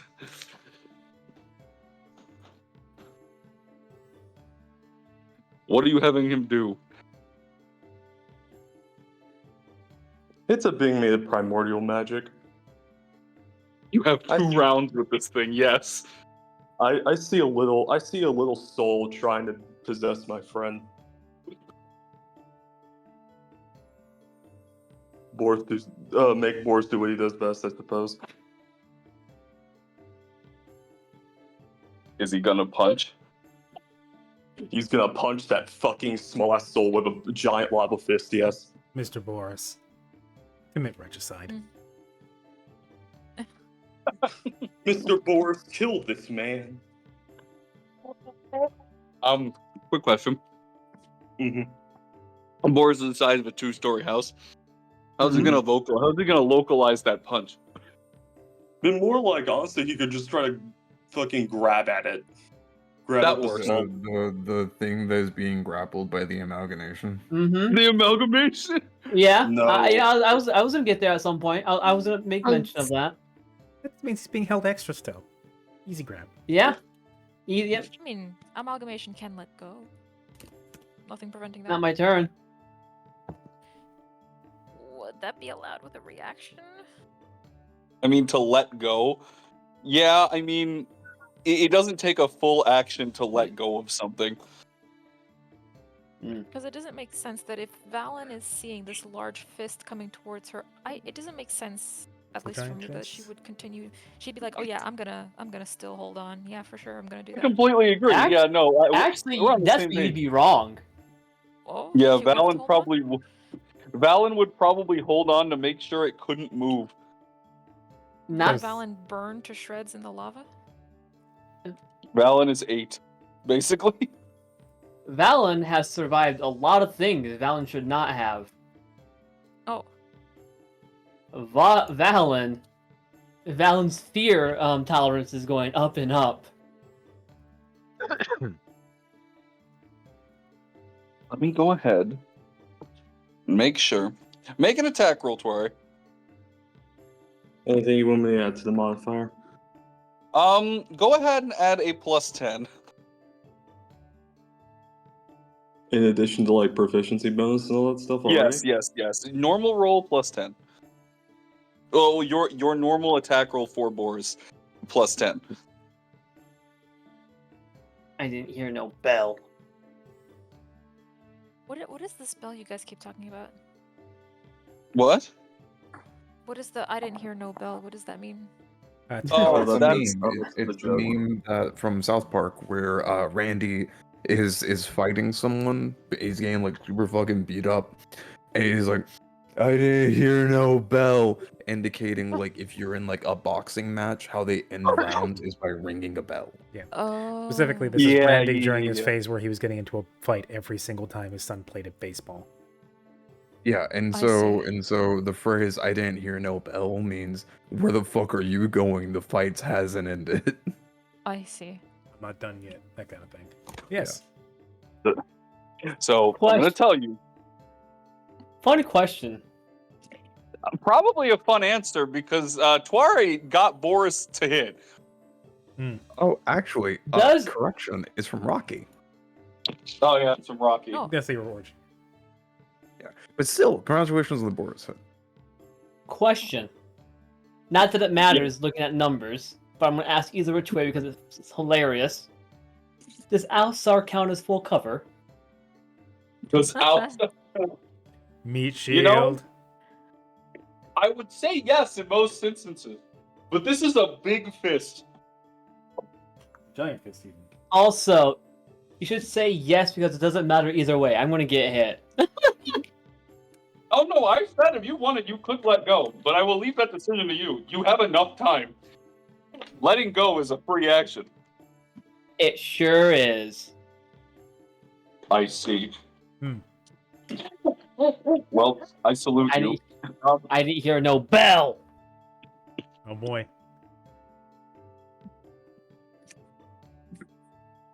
This could make or break this fight. What's happening, Mr. GM man? I sent you a message.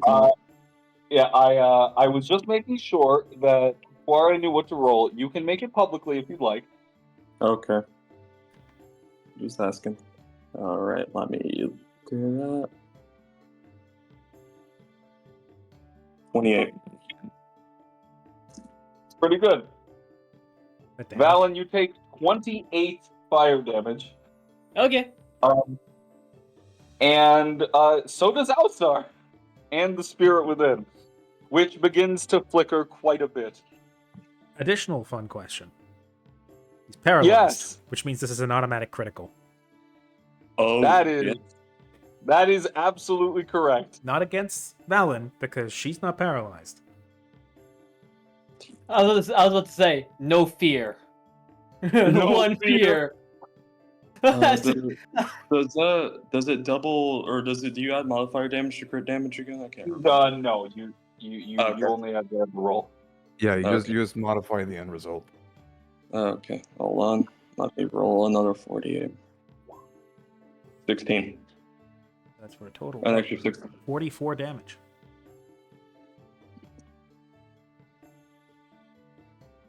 All right. I don't want to say that he's looking good because he's absolutely not. This spirit is barely holding on. And likewise, it seems so is Alsar, whose body, after the smack,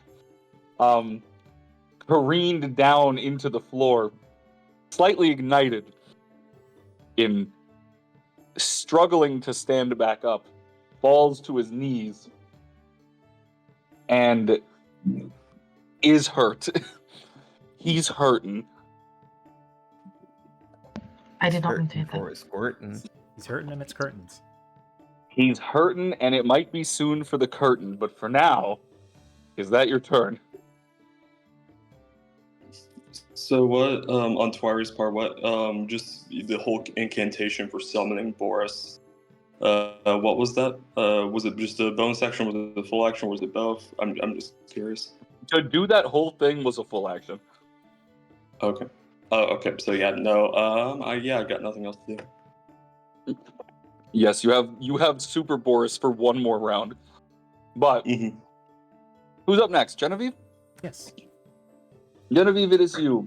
Alsar is physically hurting. The spirit that is attached to him is hovering over him, desperately grasping on. Cabal, mind you, in your mind, you are still able to hear, not yet. Genevieve's. Nothing. I was about to say something, but I'm not going to try to. Yeah. The Genevieve just shouts, "Do something about that spirit. As long as you don't fucking kill Alsar, I could probably keep him alive." And she's gonna run to Primrose and do her best to drag her off the edge and give her her dose of physic. Ooh, That's ignore that thank 8. you. As she will then Uh, taking a aerosol injector, fill it with the what do you call it, the quick acting gel that she has before, and then just press it to Primrose's neck and use it to what do you call it, to air hypo the gel into her bloodstream. Will then slap her across the cheek and say, "City needs you and Alsar needs you more. Get up." Aye, ma'am. Yes, ma'am. Using the rest of my movement to get away from the edge. That is my turn. Very good.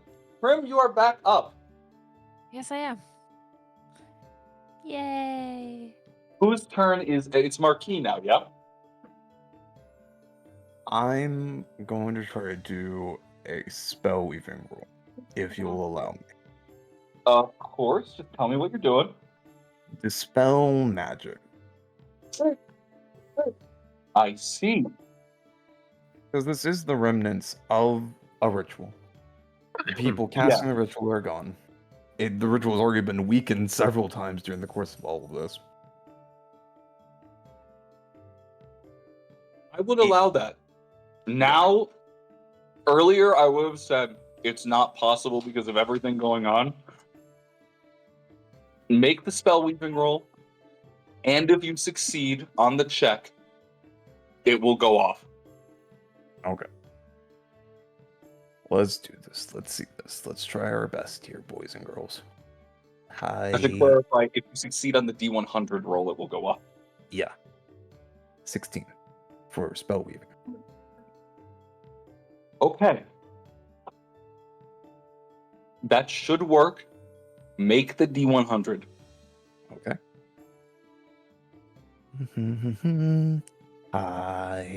Yeah.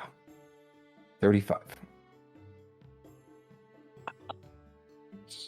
Go on. Hey man, dude, listen, I gotta cut it close for you know, the dramatic effect. Damn right. I want you to You understand. are the how- greatest showman. I am going to tell you. In one more round, this thing would have been fully bound. When you took that long rest, or that short rest, I rolled a D100. And I put myself a set amount of times Alsar could act and resist the creature before it became fully bound and it would not be able to be stopped anymore. His next turn was it. But you succeed. Alright. How do you do this, Yin? It's as Genevieve, you know, runs away to go heal Primrose after saying all of that. You know, sort of like tossing cards between my hands as I'm known to do. I go, righto. I'll pull out a single card that has a few, you know, sparks and things like that, almost as if it's like a balloon bursting or something of that nature. And I'll go, let's see what I can do, shall we? Flash it between my two fingers. Make it disappear for a second, reappear in the other hand, before I throw the card at Alsar, where it would land on his chest, and as it hits him, the card would dissolve into glitter, basically, that would focus around him in an effort to sort of, almost as if like it was a show on a stage with like all the lights and the action and all of that happening around him, sort of peeling off the aura that's around.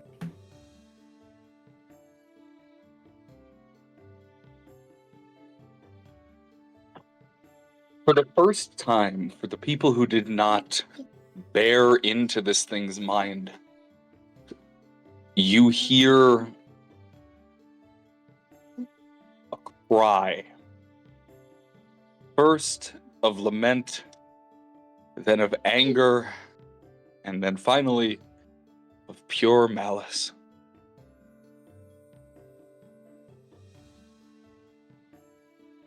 The creature desperately claws into Ausar, who at this point is weakened, battered, and smacked to shit. As I see it doing all of that, by the way, I would once again, you know, this is for flavor more than anything else, probably.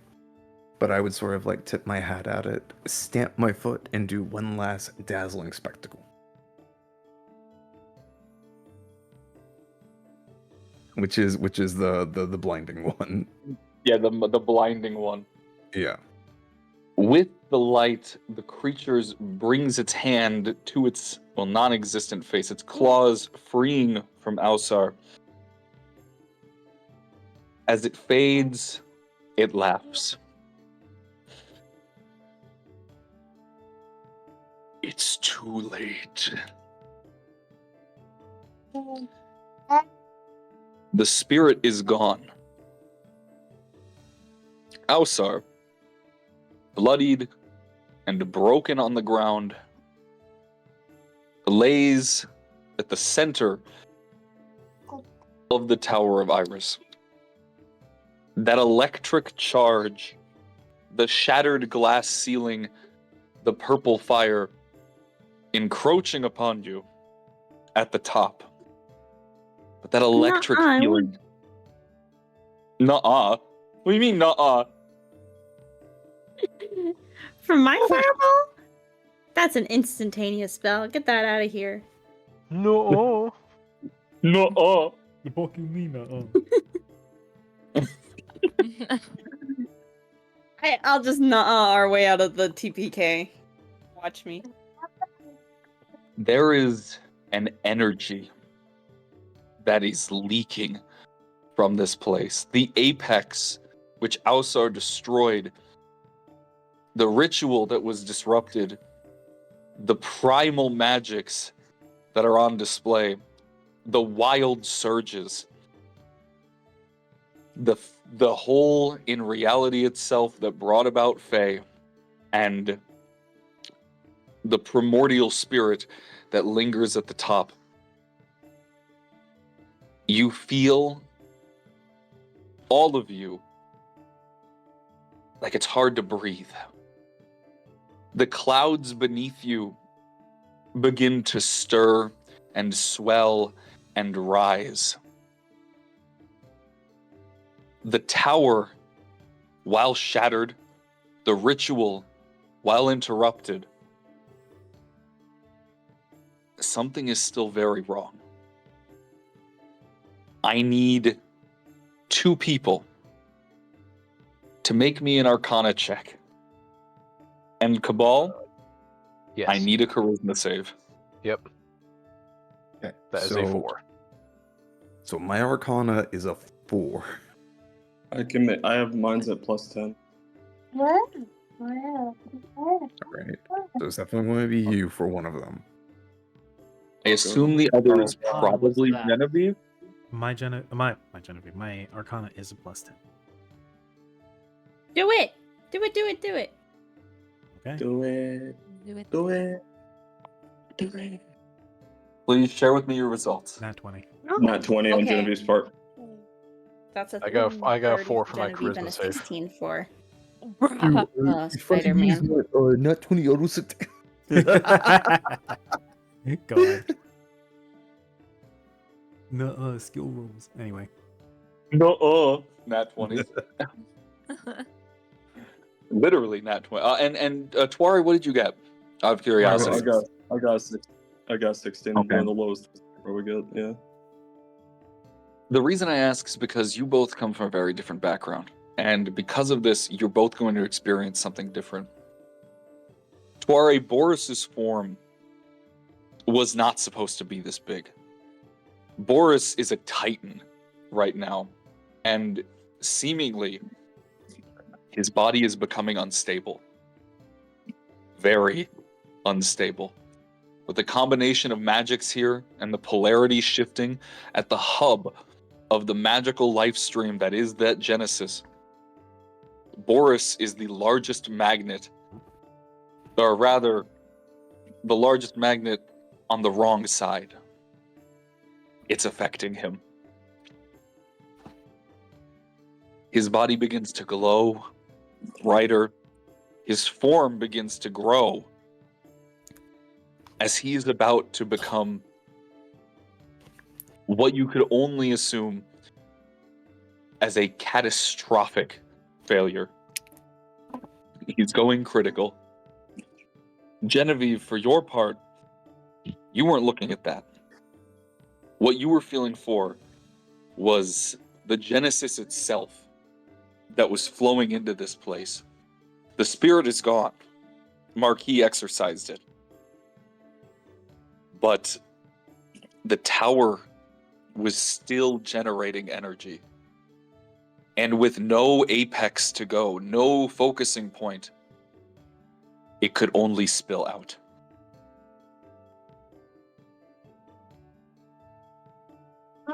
With these 2 opposing forces standing at now what is the top of the tower of this ancient citadel,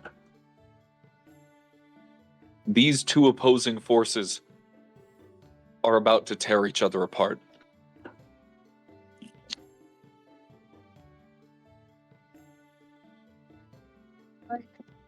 So you've got one massive battery spilling magical Genesis. And you've got Boris, who is a battery of natural Genesis, being the heart of a primordial.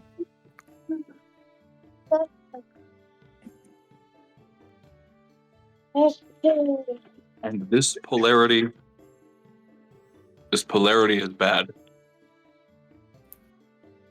Cabal, Is the you failed Yeah. your charisma save. yes. Again. So sorry. I am really sorry, by the way. I had this only in place because I need to clarify this as most likely after this session, you guys won't have Fredwin. If somebody had kept it for the duration, there was a second level and a third level of what do you call it? Attunement that you could achieve, which would have gotten rid of this effect entirely. but it got passed around so much that it only stayed at the base. If somebody interacts with something, it goes away.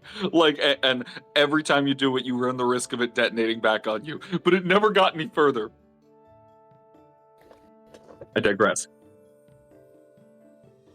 Cabal, your feet carry you over to the side of Ausar, and Predwin burns in your chest. It, again, though robotic, and with no nerve endings specifically, this is the only thing that you can comprehend and feel. It's like a psychic burn in the center of your chest, something that you know is happening. Well, Let me go. Cabal still has pain receptors, but this is a different kind of pain. Yes. In your mind, the voice speaks, "Let me go."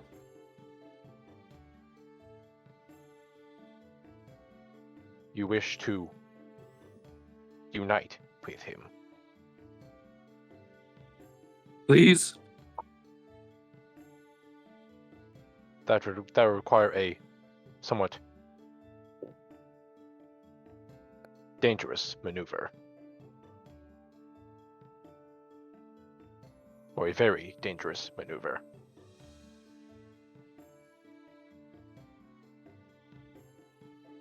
Ausar looks up at you.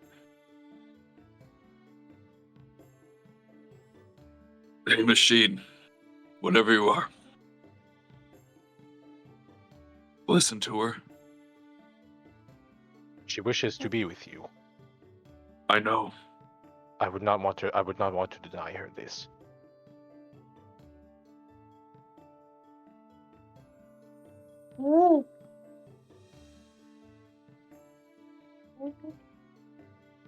It is a request I aim to fulfill.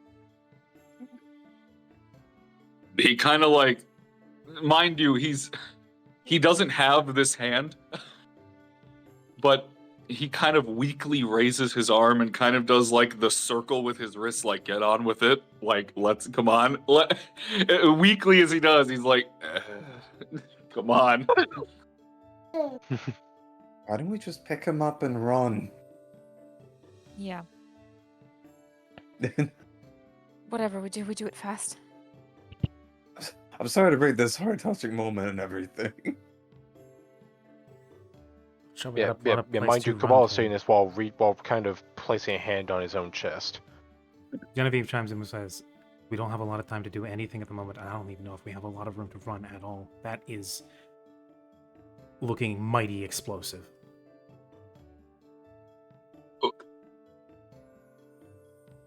The good doctor's right. Get over here. Alright, cool. He says get over there, I'll get over there. So whose turn is it currently? I was Does the turn- does muted. turn order- Yeah, are we still in initiative? No. Combat is over. Yeah, I should have. okay. grab his Alright. hand before we go. Before. Pick up his hand. By the way, out of one of the pockets in my one of the pockets in my coat, I'm handing Eugene one of the vials of what do you call it? Of healing gel. Bless your soul, you good doctor. How many hit points is that? I'm injecting That it is- immediately. That is 7 hit points. I need to deactivate that. There we go. That is 7. And this hit is when points. Ausar, now with Eugene close, uses kill Ditto's character. No! We've come Can so I far help? together. Why? Can I help lift Ausar? Before you even get there, yeah, initiative is over. I mean, combat is done. I will say that much. Before you get over there, he'll kind of not swat your hand away, but as you reach, he'll kind of put his hand down and go, "Well, and you've been good, kid, but I ain't getting out of this one. But hey."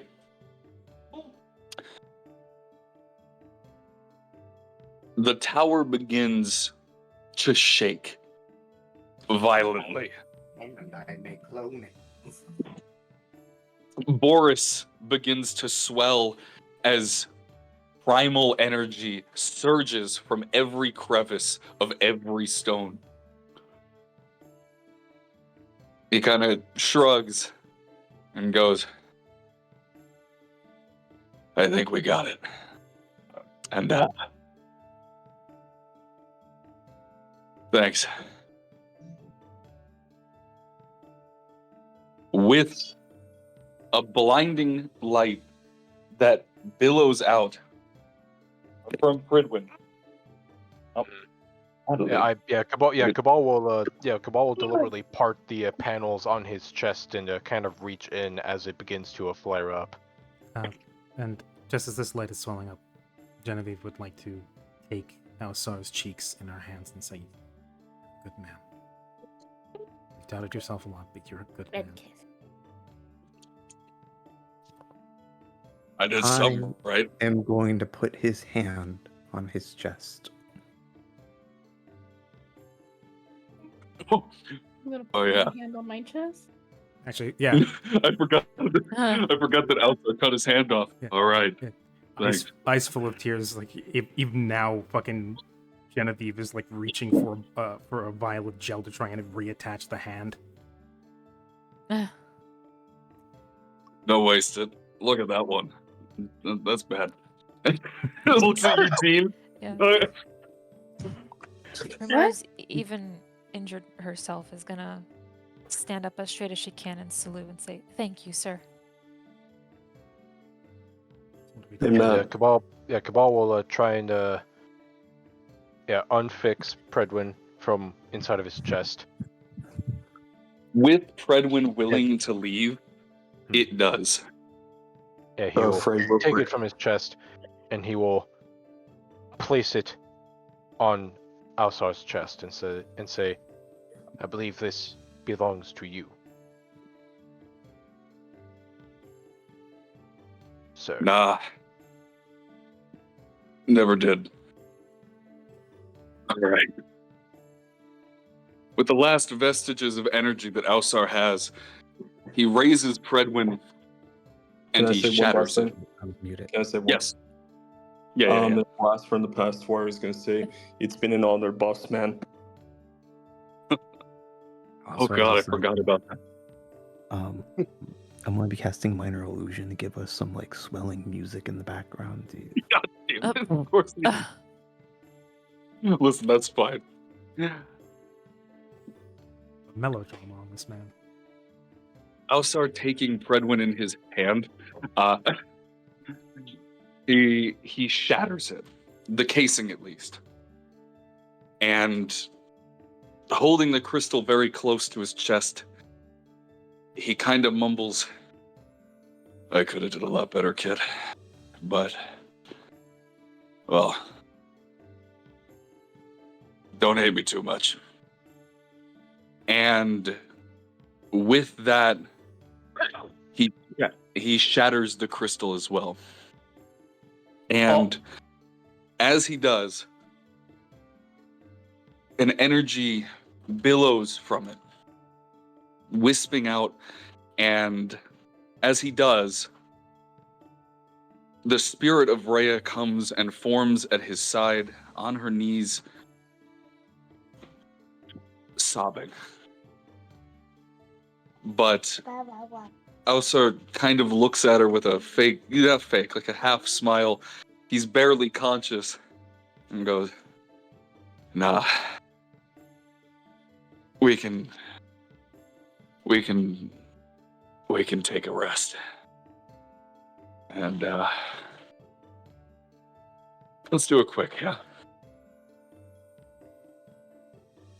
Gathering the rest and the remnants of the magic that Rhea is made from, she nods as her form funnels into Alsar, energy gathering in his palm.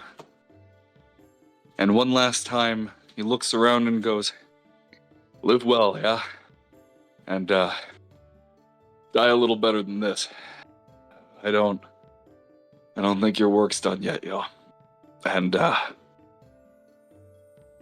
sorry about crashing the party, I guess." And as he does, he slams his hand against the tower just as an explosion begins to rock. Boris detonates, and everything, just for a moment, goes in slow motion for the rest of you. A bubble forming around each of you. As this explosion rocks out, light fills your vision, and you are brought careening somewhere. Yeah, me too, kid. You are careening somewhere. Your eyes trying to stay focused as to what's to come as you go plummeting through this tunnel. An endless tunnel of light, it seems. And slowly but surely, you feel yourself slowing down. You see everyone around you in this tunnel, one by one, vanishing. First, Eugene, gone in a flash. Then, Marquis right after. Then, Genevieve, and then, Poire. Then the rest of you. You all feel solid feet on your ground at once. And this is where I'm going to end. As you all look around at different times, very confused, because nobody seemingly is together again. I will run an epilogue session next week if you'd like, but it's late, and I don't want to keep you guys any later than I have to. You lived. Huzzah. Wow. You killed him. I'm about to send you a question for next time, actually. So that way we have something to end off on. Yes. If quickly, here's what I can do. I can run a quick epilogue now and run a proper epilogue later. I'm going to do that, actually, if you guys have 10 minutes. I think that's all it'll take. I have 10, yeah. Okay, Yeah, timer starting now. Send my question to you just now. If you need more context as to that, I can either pin something or just type it out. Oh no, that works. Okay. Eugene, you were the first to go.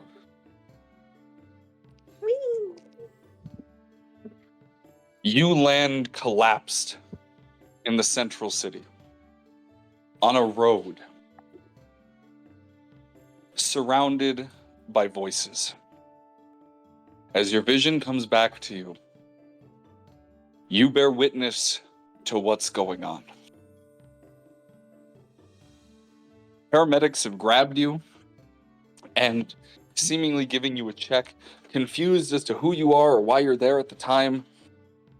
But most importantly, you see the surroundings. The central city is ground zero. Who did I lose? Stoko. Oh, Doka had to leave. Well, that's all right. I already know what I'm doing with Lynn, so that's fine. Eugene, the central city is a disaster zone. The Tower of Iris is glowing. Its form, while not completely destroyed, is half the size that it originally was.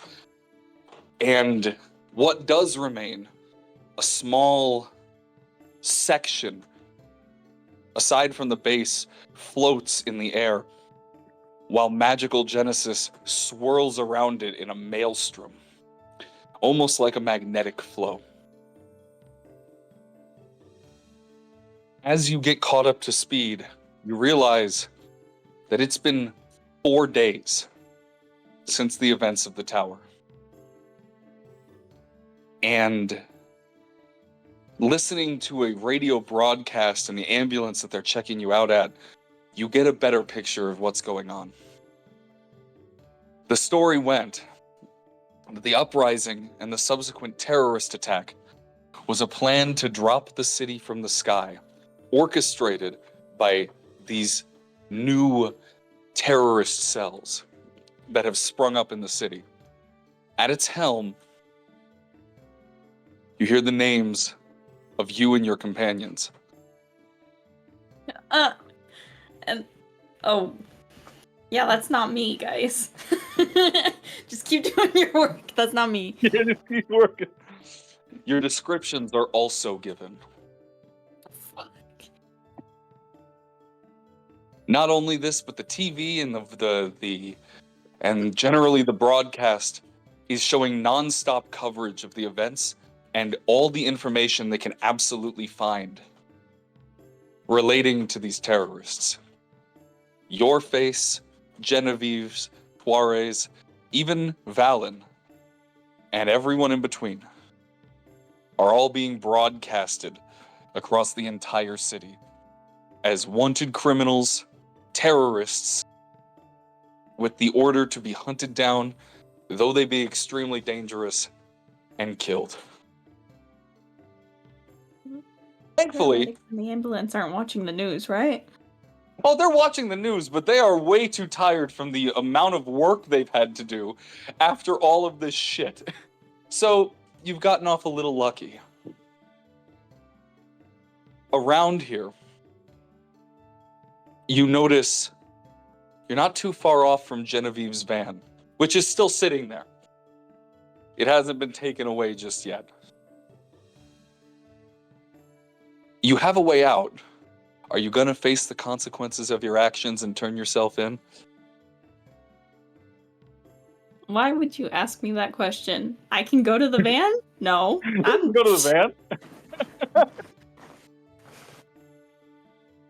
And with that, Why would I ever face the consequences of my own actions? that's Sounds like a exactly pussy what I move. wanted to hear. Yeah. Thankfully, the keys are still in the ignition. And even if they weren't, Genevieve always kept a screwdriver in the glove box. Congratulations. You have a van. What do you do from here? Breaking Bad. You're gonna just gonna go back to doing drugs? Your first thing is to make, No, probably not. make meth. Maybe just some personal stuff. Just some personal stuff for myself in the van. But van life. Maybe I see. maybe if there's any like roadway routes out of Iris, driving the van out of Iris. Yeah, getting out of the city probably wouldn't be too well. It's going to be pretty difficult nowadays, but you do have a friend. In fact, you have several. I do. Yeah. Worming your way, it takes about a month and a half to get yourself out of Iris. You lay low, you crash at some people's place. Most importantly, not only do you get out, but eventually they ship the van piece by piece. You are not a mechanic, but thankfully, there are some people in the Undercity that are. The van got mailed to me bit by bit. Yeah. What the heck? Anyway, There's What? literally How the no fuck? way of getting God, it down would there in one drove piece. it Except, out. yeah, there's no like. I imagine there's like official cargo elevators, but those are probably controlled by the city, so you wouldn't be able to get it down in one piece. Yeah, it's Oh my a God. van. Van life. How's that van life looking? It really is bad life. You see, that's the thing. Thankfully, though you can't necessarily go far, the mechanics are able to piece together a somewhat working van. And you are able to get your little van life experience. Roll me a D100, Road please, trip. in front of the result. Through the forest. I swear to God. What? You're not going to get far through the forest. Oh, You've turned Don't my look at that number. you've Can I roll turned my again? van into a clunker, you fucking snake. I didn't. No, I don't blame Eugene. I don't blame Eugene because I'm not out yet. I'm not out here yet. You're never gonna see my face I blame again. I blame the mechanics anyway. You know, Yeah, no. you do. They probably With that, they probably though, charge Eugene, you what for was that headlight number? fluid as well. What was that number on the D100? So the number was 800 divided by 100. I see. 8. This is a You D&D, get, right? and I'm not joking, Please. you get 8 miles through the Undercity before the thing completely dies. No. It's dead. They, I'm so sorry. those bastards stole the engine and replaced it with a thing filled with sawdust, I swear. Yeah. It was a sturdy thing, but do keep in mind that it was pumped full of bullet holes and then also was used as a monster truck, which is not great on the You know- axles and the you know- vehicle itself. This probably And then- isn't even my fault. But Eugene will be blamed for it, as it often happens. Not if you can't find the evidence. Regardless, you get your van life for all of 8 miles. Yay. Can I just live in it like it's a Just trailer? We're But broke like down one of on the those road. trailers that people turn into houses. Yeah, that's what I was gonna say. You can just live in it. Like You put still get garden your van boxes in life. front of it. We're Install just- some like flower garden We flower get, pots we get by to the the epilogue windows. put some next. curtains in. We get to the epilogue next session, and it's just Eugene living in a junkyard out of a van. Yeah, that's precisely Yeah. what's going on. Basically what Though my life hopefully- was before. Though hopefully, if I do this, we might not even need to have that epilogue session because I have a feeling I think it's going to be all good. Next, as Eugene starts a new life in the Undercity, living out of Genevieve's van that he stole, and then subsequently later, it died. I didn't steal it. I was the sole inheritance. Ah, yes, of course. You didn't even look I'm for not them. dead You yet. left. God damn it. To be fair, no one knows that. 3 months after the incident, Prelio Lior, Sorry, how far away? 2 months? Okay. 3 months 3 after the 3 incident. months. Okay. Prelio Lior, you manifest in a very confusing place. In particular, you are situated up high. It's not very good. You're in a place that, well, it's not quite familiar. At least it isn't at first. But then you start to recognize some things. Doubly not good.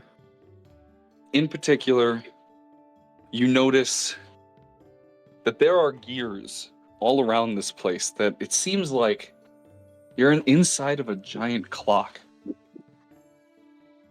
That's triply not good. Most importantly, you see your family's symbol of House Lior emblazoned on the primary cog. And that is quadruply not good.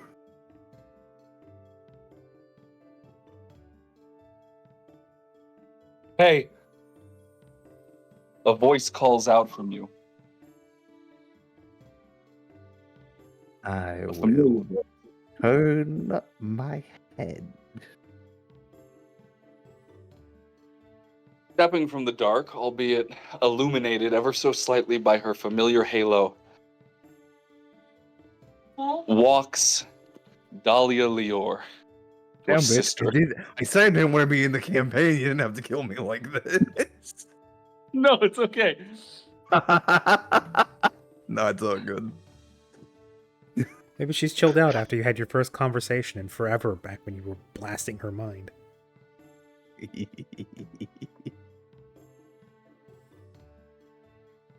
The biggest criminal that Iris has ever seen showed up right outside my door last night.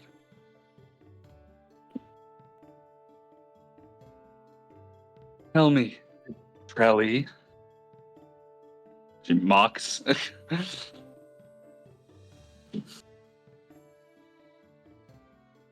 What the hell did you do?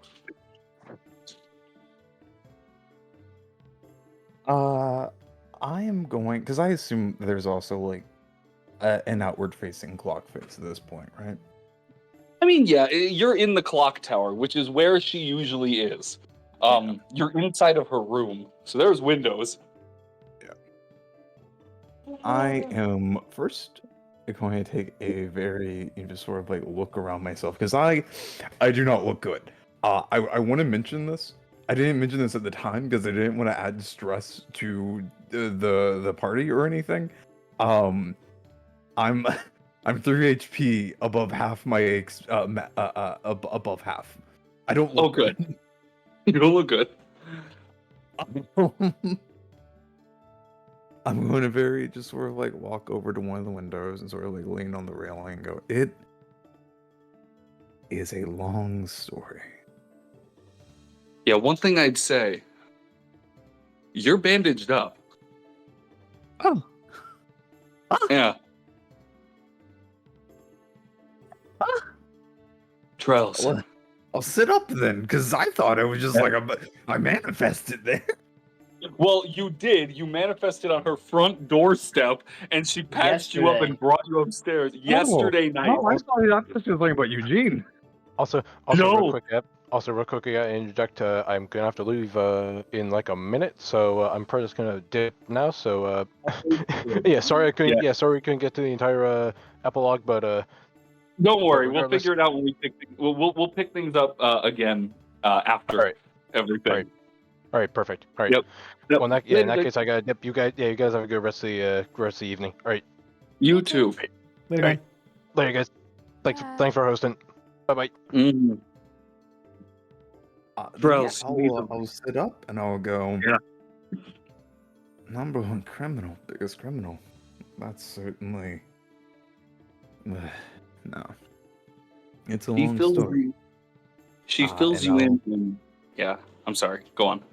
I'll pat wherever I am either laying or sitting to sort of like justify her to sit down. She's You want gonna the long walk story? over to. Yeah. She's gonna walk over to you. And she's still very closed off. It's not like she knows exactly what's going on. I know, Charles, you always have a long story for why you do things. But every time you tell him, it doesn't make any more sense. And I told myself that the next time I saw you, because I knew you weren't dead, the next time I saw you, I wouldn't give you a chance to try and tell me another one of your lies. But she'll kind of start trailing a little closer. She'll turn off her halo, or wings rather, and she'll sit down next to you. I'll give you one more chance. And I promise it'll be nonfiction this time. That's bullshit. But keep it mostly true. And yeah, I'll start from the beginning. I'll begin to tell her about really from when I left, from when I figured out that my dad was going to kill me, how I had to escape and all of that, how I was living in the Undercity for who knows how long. How I met a ton of people and adventures and stuff like that, and eventually came back.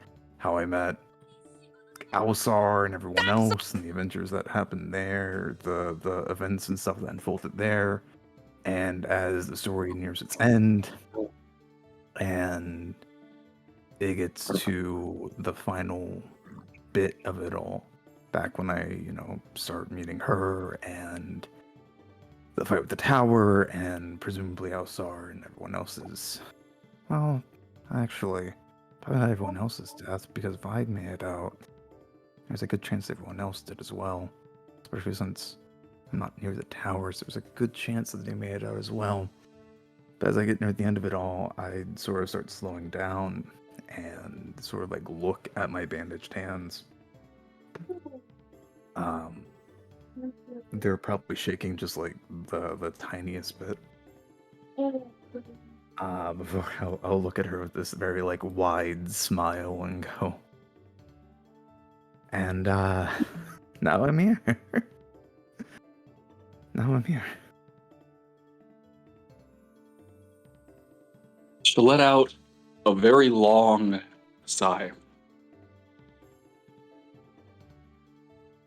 And she'll sit quietly for about a minute. She's just taking it all in. And without looking at you, she goes,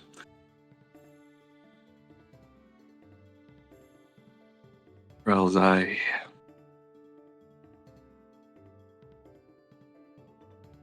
I'm tempted to break every bone in your body, but I didn't know. And I wish I did. And she begins to cry. I didn't know. And I wouldn't have been so god awful had I known. I'll because I assume she's sitting next to me, I'll sort of like lean on her and like put my head on her head and go, I know. Yeah, she's sobbing. Yeah.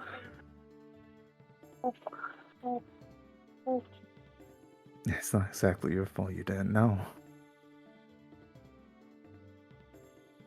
She'll shake her head. No, you don't understand.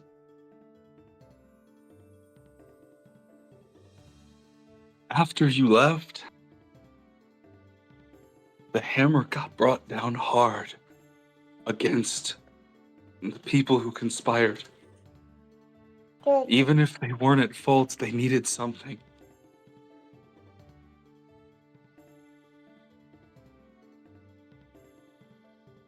Alan's dead.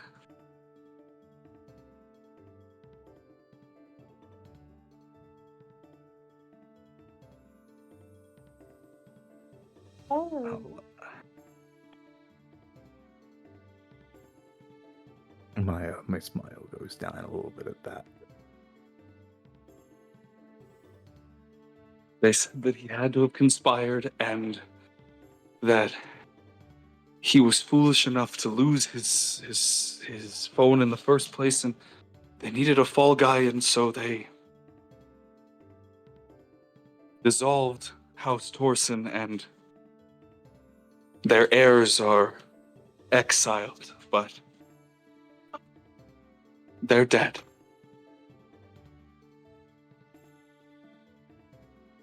And the city is only cracking down worse. They have done such... They've been... She sighs and just... She shakes her head. There wasn't anything we could do.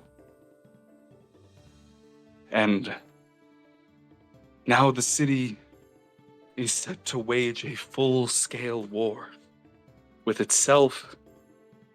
And from what they're telling me, they wanted to go further. After this incident, the council called us all, and those Pillar Knights who defected, well, we were sent after them, but the city is... It's bloody. And when they stamp out this revolution, Trels, they're gonna keep going. And Alan was just the start. I'm a collapse backwards on the bed as she's saying all of this. I got a question. For me or for Dahlia? For you. Yeah, what's up? When I go, have I gained the benefits of a short rest? You gained the benefits of a long rest. You were picked up on her doorstep, basically, and patched up and laid in her bed for 24 hours. I am going to, as this all happens, manifest a card in my hand. Fireball. No. God, you. Well, I guess I'll die. What? And I'm gonna cast sending. Who you sending a message to? Who the fuck do you think I'm sending a message to? I assume you're calling your girlfriend. Yes.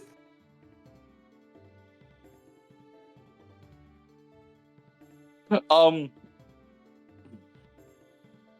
Hello? it connect? Is she in this It does. plane of existence? She's in this plane of existence. Hello? You. Hello? Hey, how's it going? I love you. You hear her voice, soft but tired. Yeah, like Now the I message forget. is because like I'm the ice in the message first, right? So the message is Yeah, going to be, I'm alive.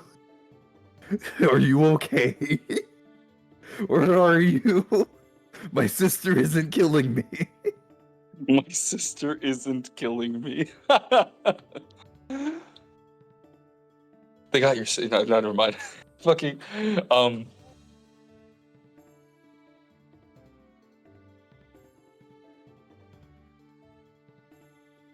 I'll be there soon. And that is all that is said. I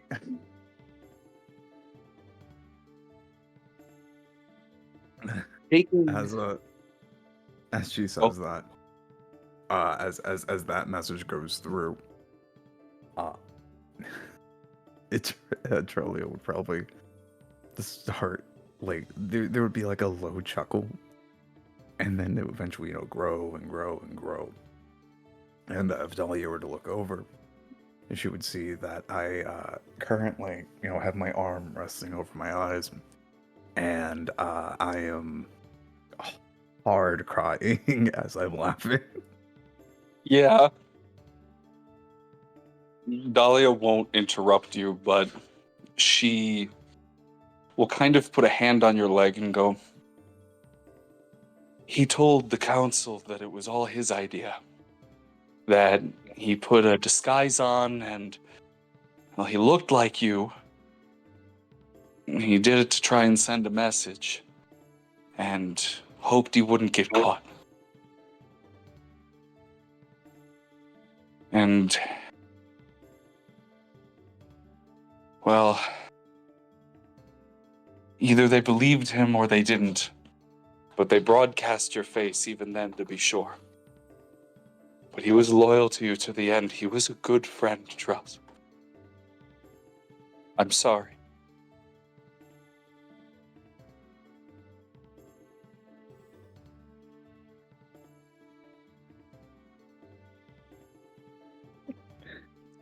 Yeah. Yeah. I am. I'm so tired. Dahlia. You know, for the first time in a really long time, I am too. And after they killed Alan, I didn't really know what to do. And I thought about leaving, but I saw what they did to the Torsen family. And so I'm stuck. But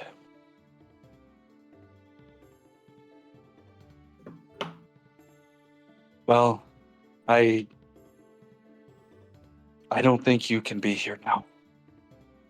And I already talked to Vera yesterday.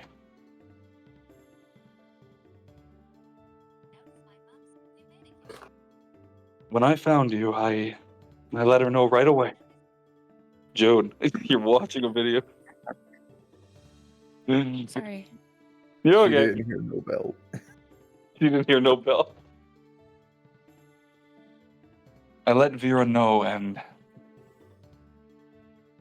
she's gonna be getting you out of the city tonight.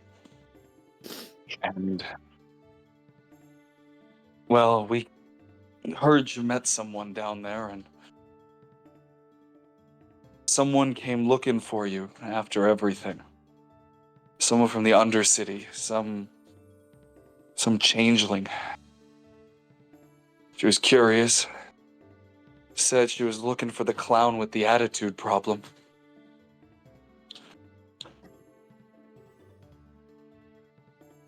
I think that's...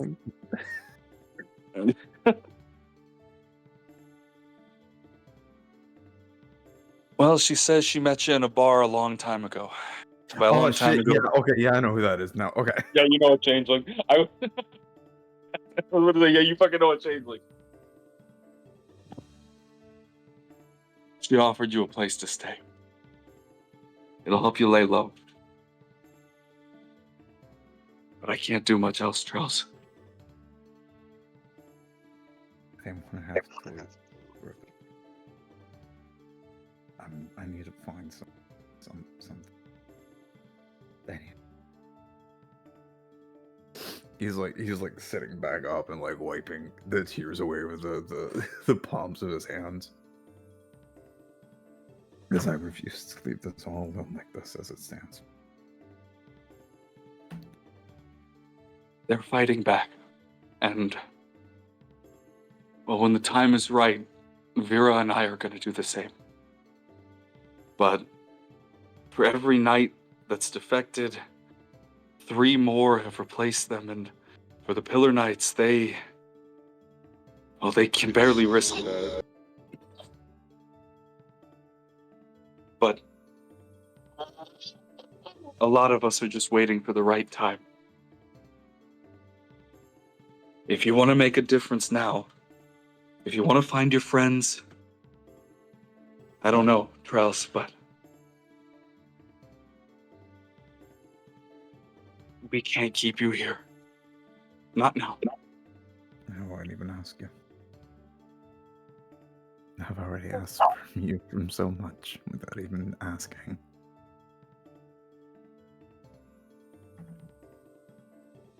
It's about this time that you hear the familiar sound of stained glass ruffling against one another as Vera appears at the clock tower.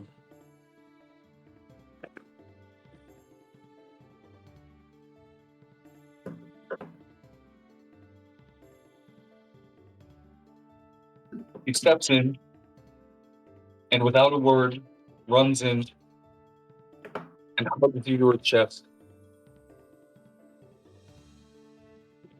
And though there are definitely the sounds of tears being fought back, she jokes and goes, "Hey, you remembered to call." I promised I would. I have a lot to do. Let's go. We can't do it here. All right. As I will, yeah, I will go. go find my stuff.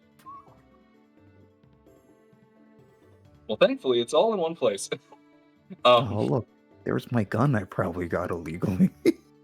There's my gun that I definitely didn't get fairly or safely.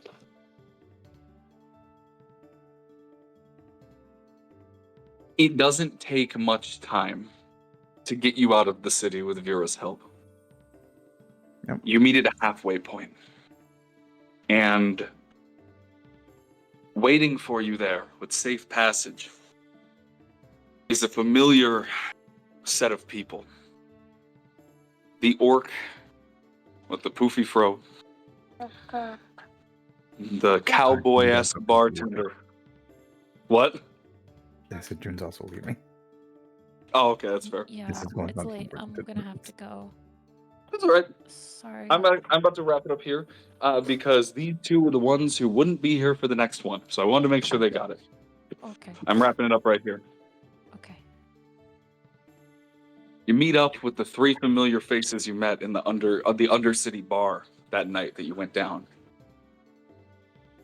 You met up right along with the poofy-haired orc, the cowboy bartender, and the chain who once you dismissed as being crazy, saying that Ausar wasn't the same and that something was wrong, now waiting for you.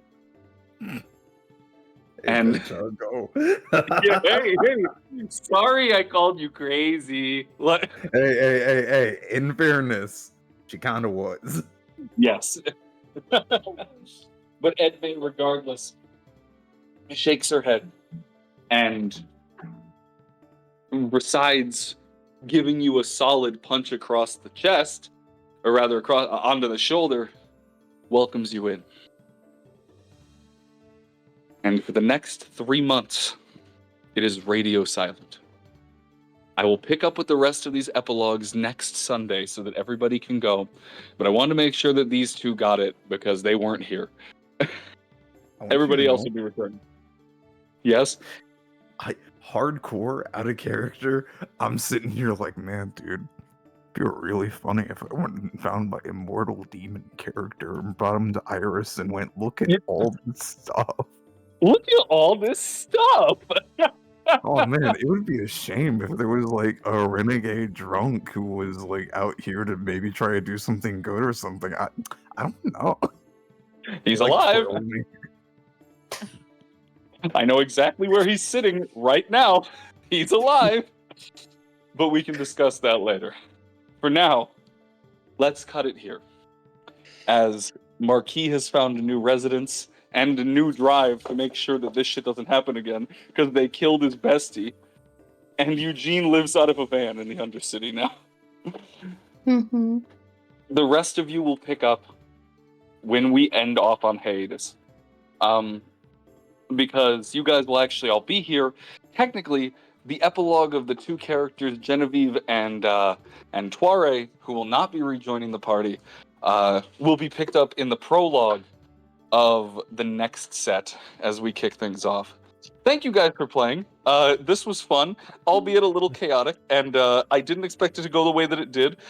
In fact, I expected it to blow up, and then Ausar be possessed, but you managed to get rid of the fucking demon, so he's just fucking dead. Good job. Wonderful. The last thing we need to see is Alabaster again. Bastard. Alabaster. That's very true. You have quite literally once again made ending 7. I had 5 ideas of where the ending could go. You guys managed to dig up the 6th one that I thought was going to happen, and then you said fuck it to all of them, and you just fucking changed it again, and that is why I don't plan endings. This is the beauty of tabletop.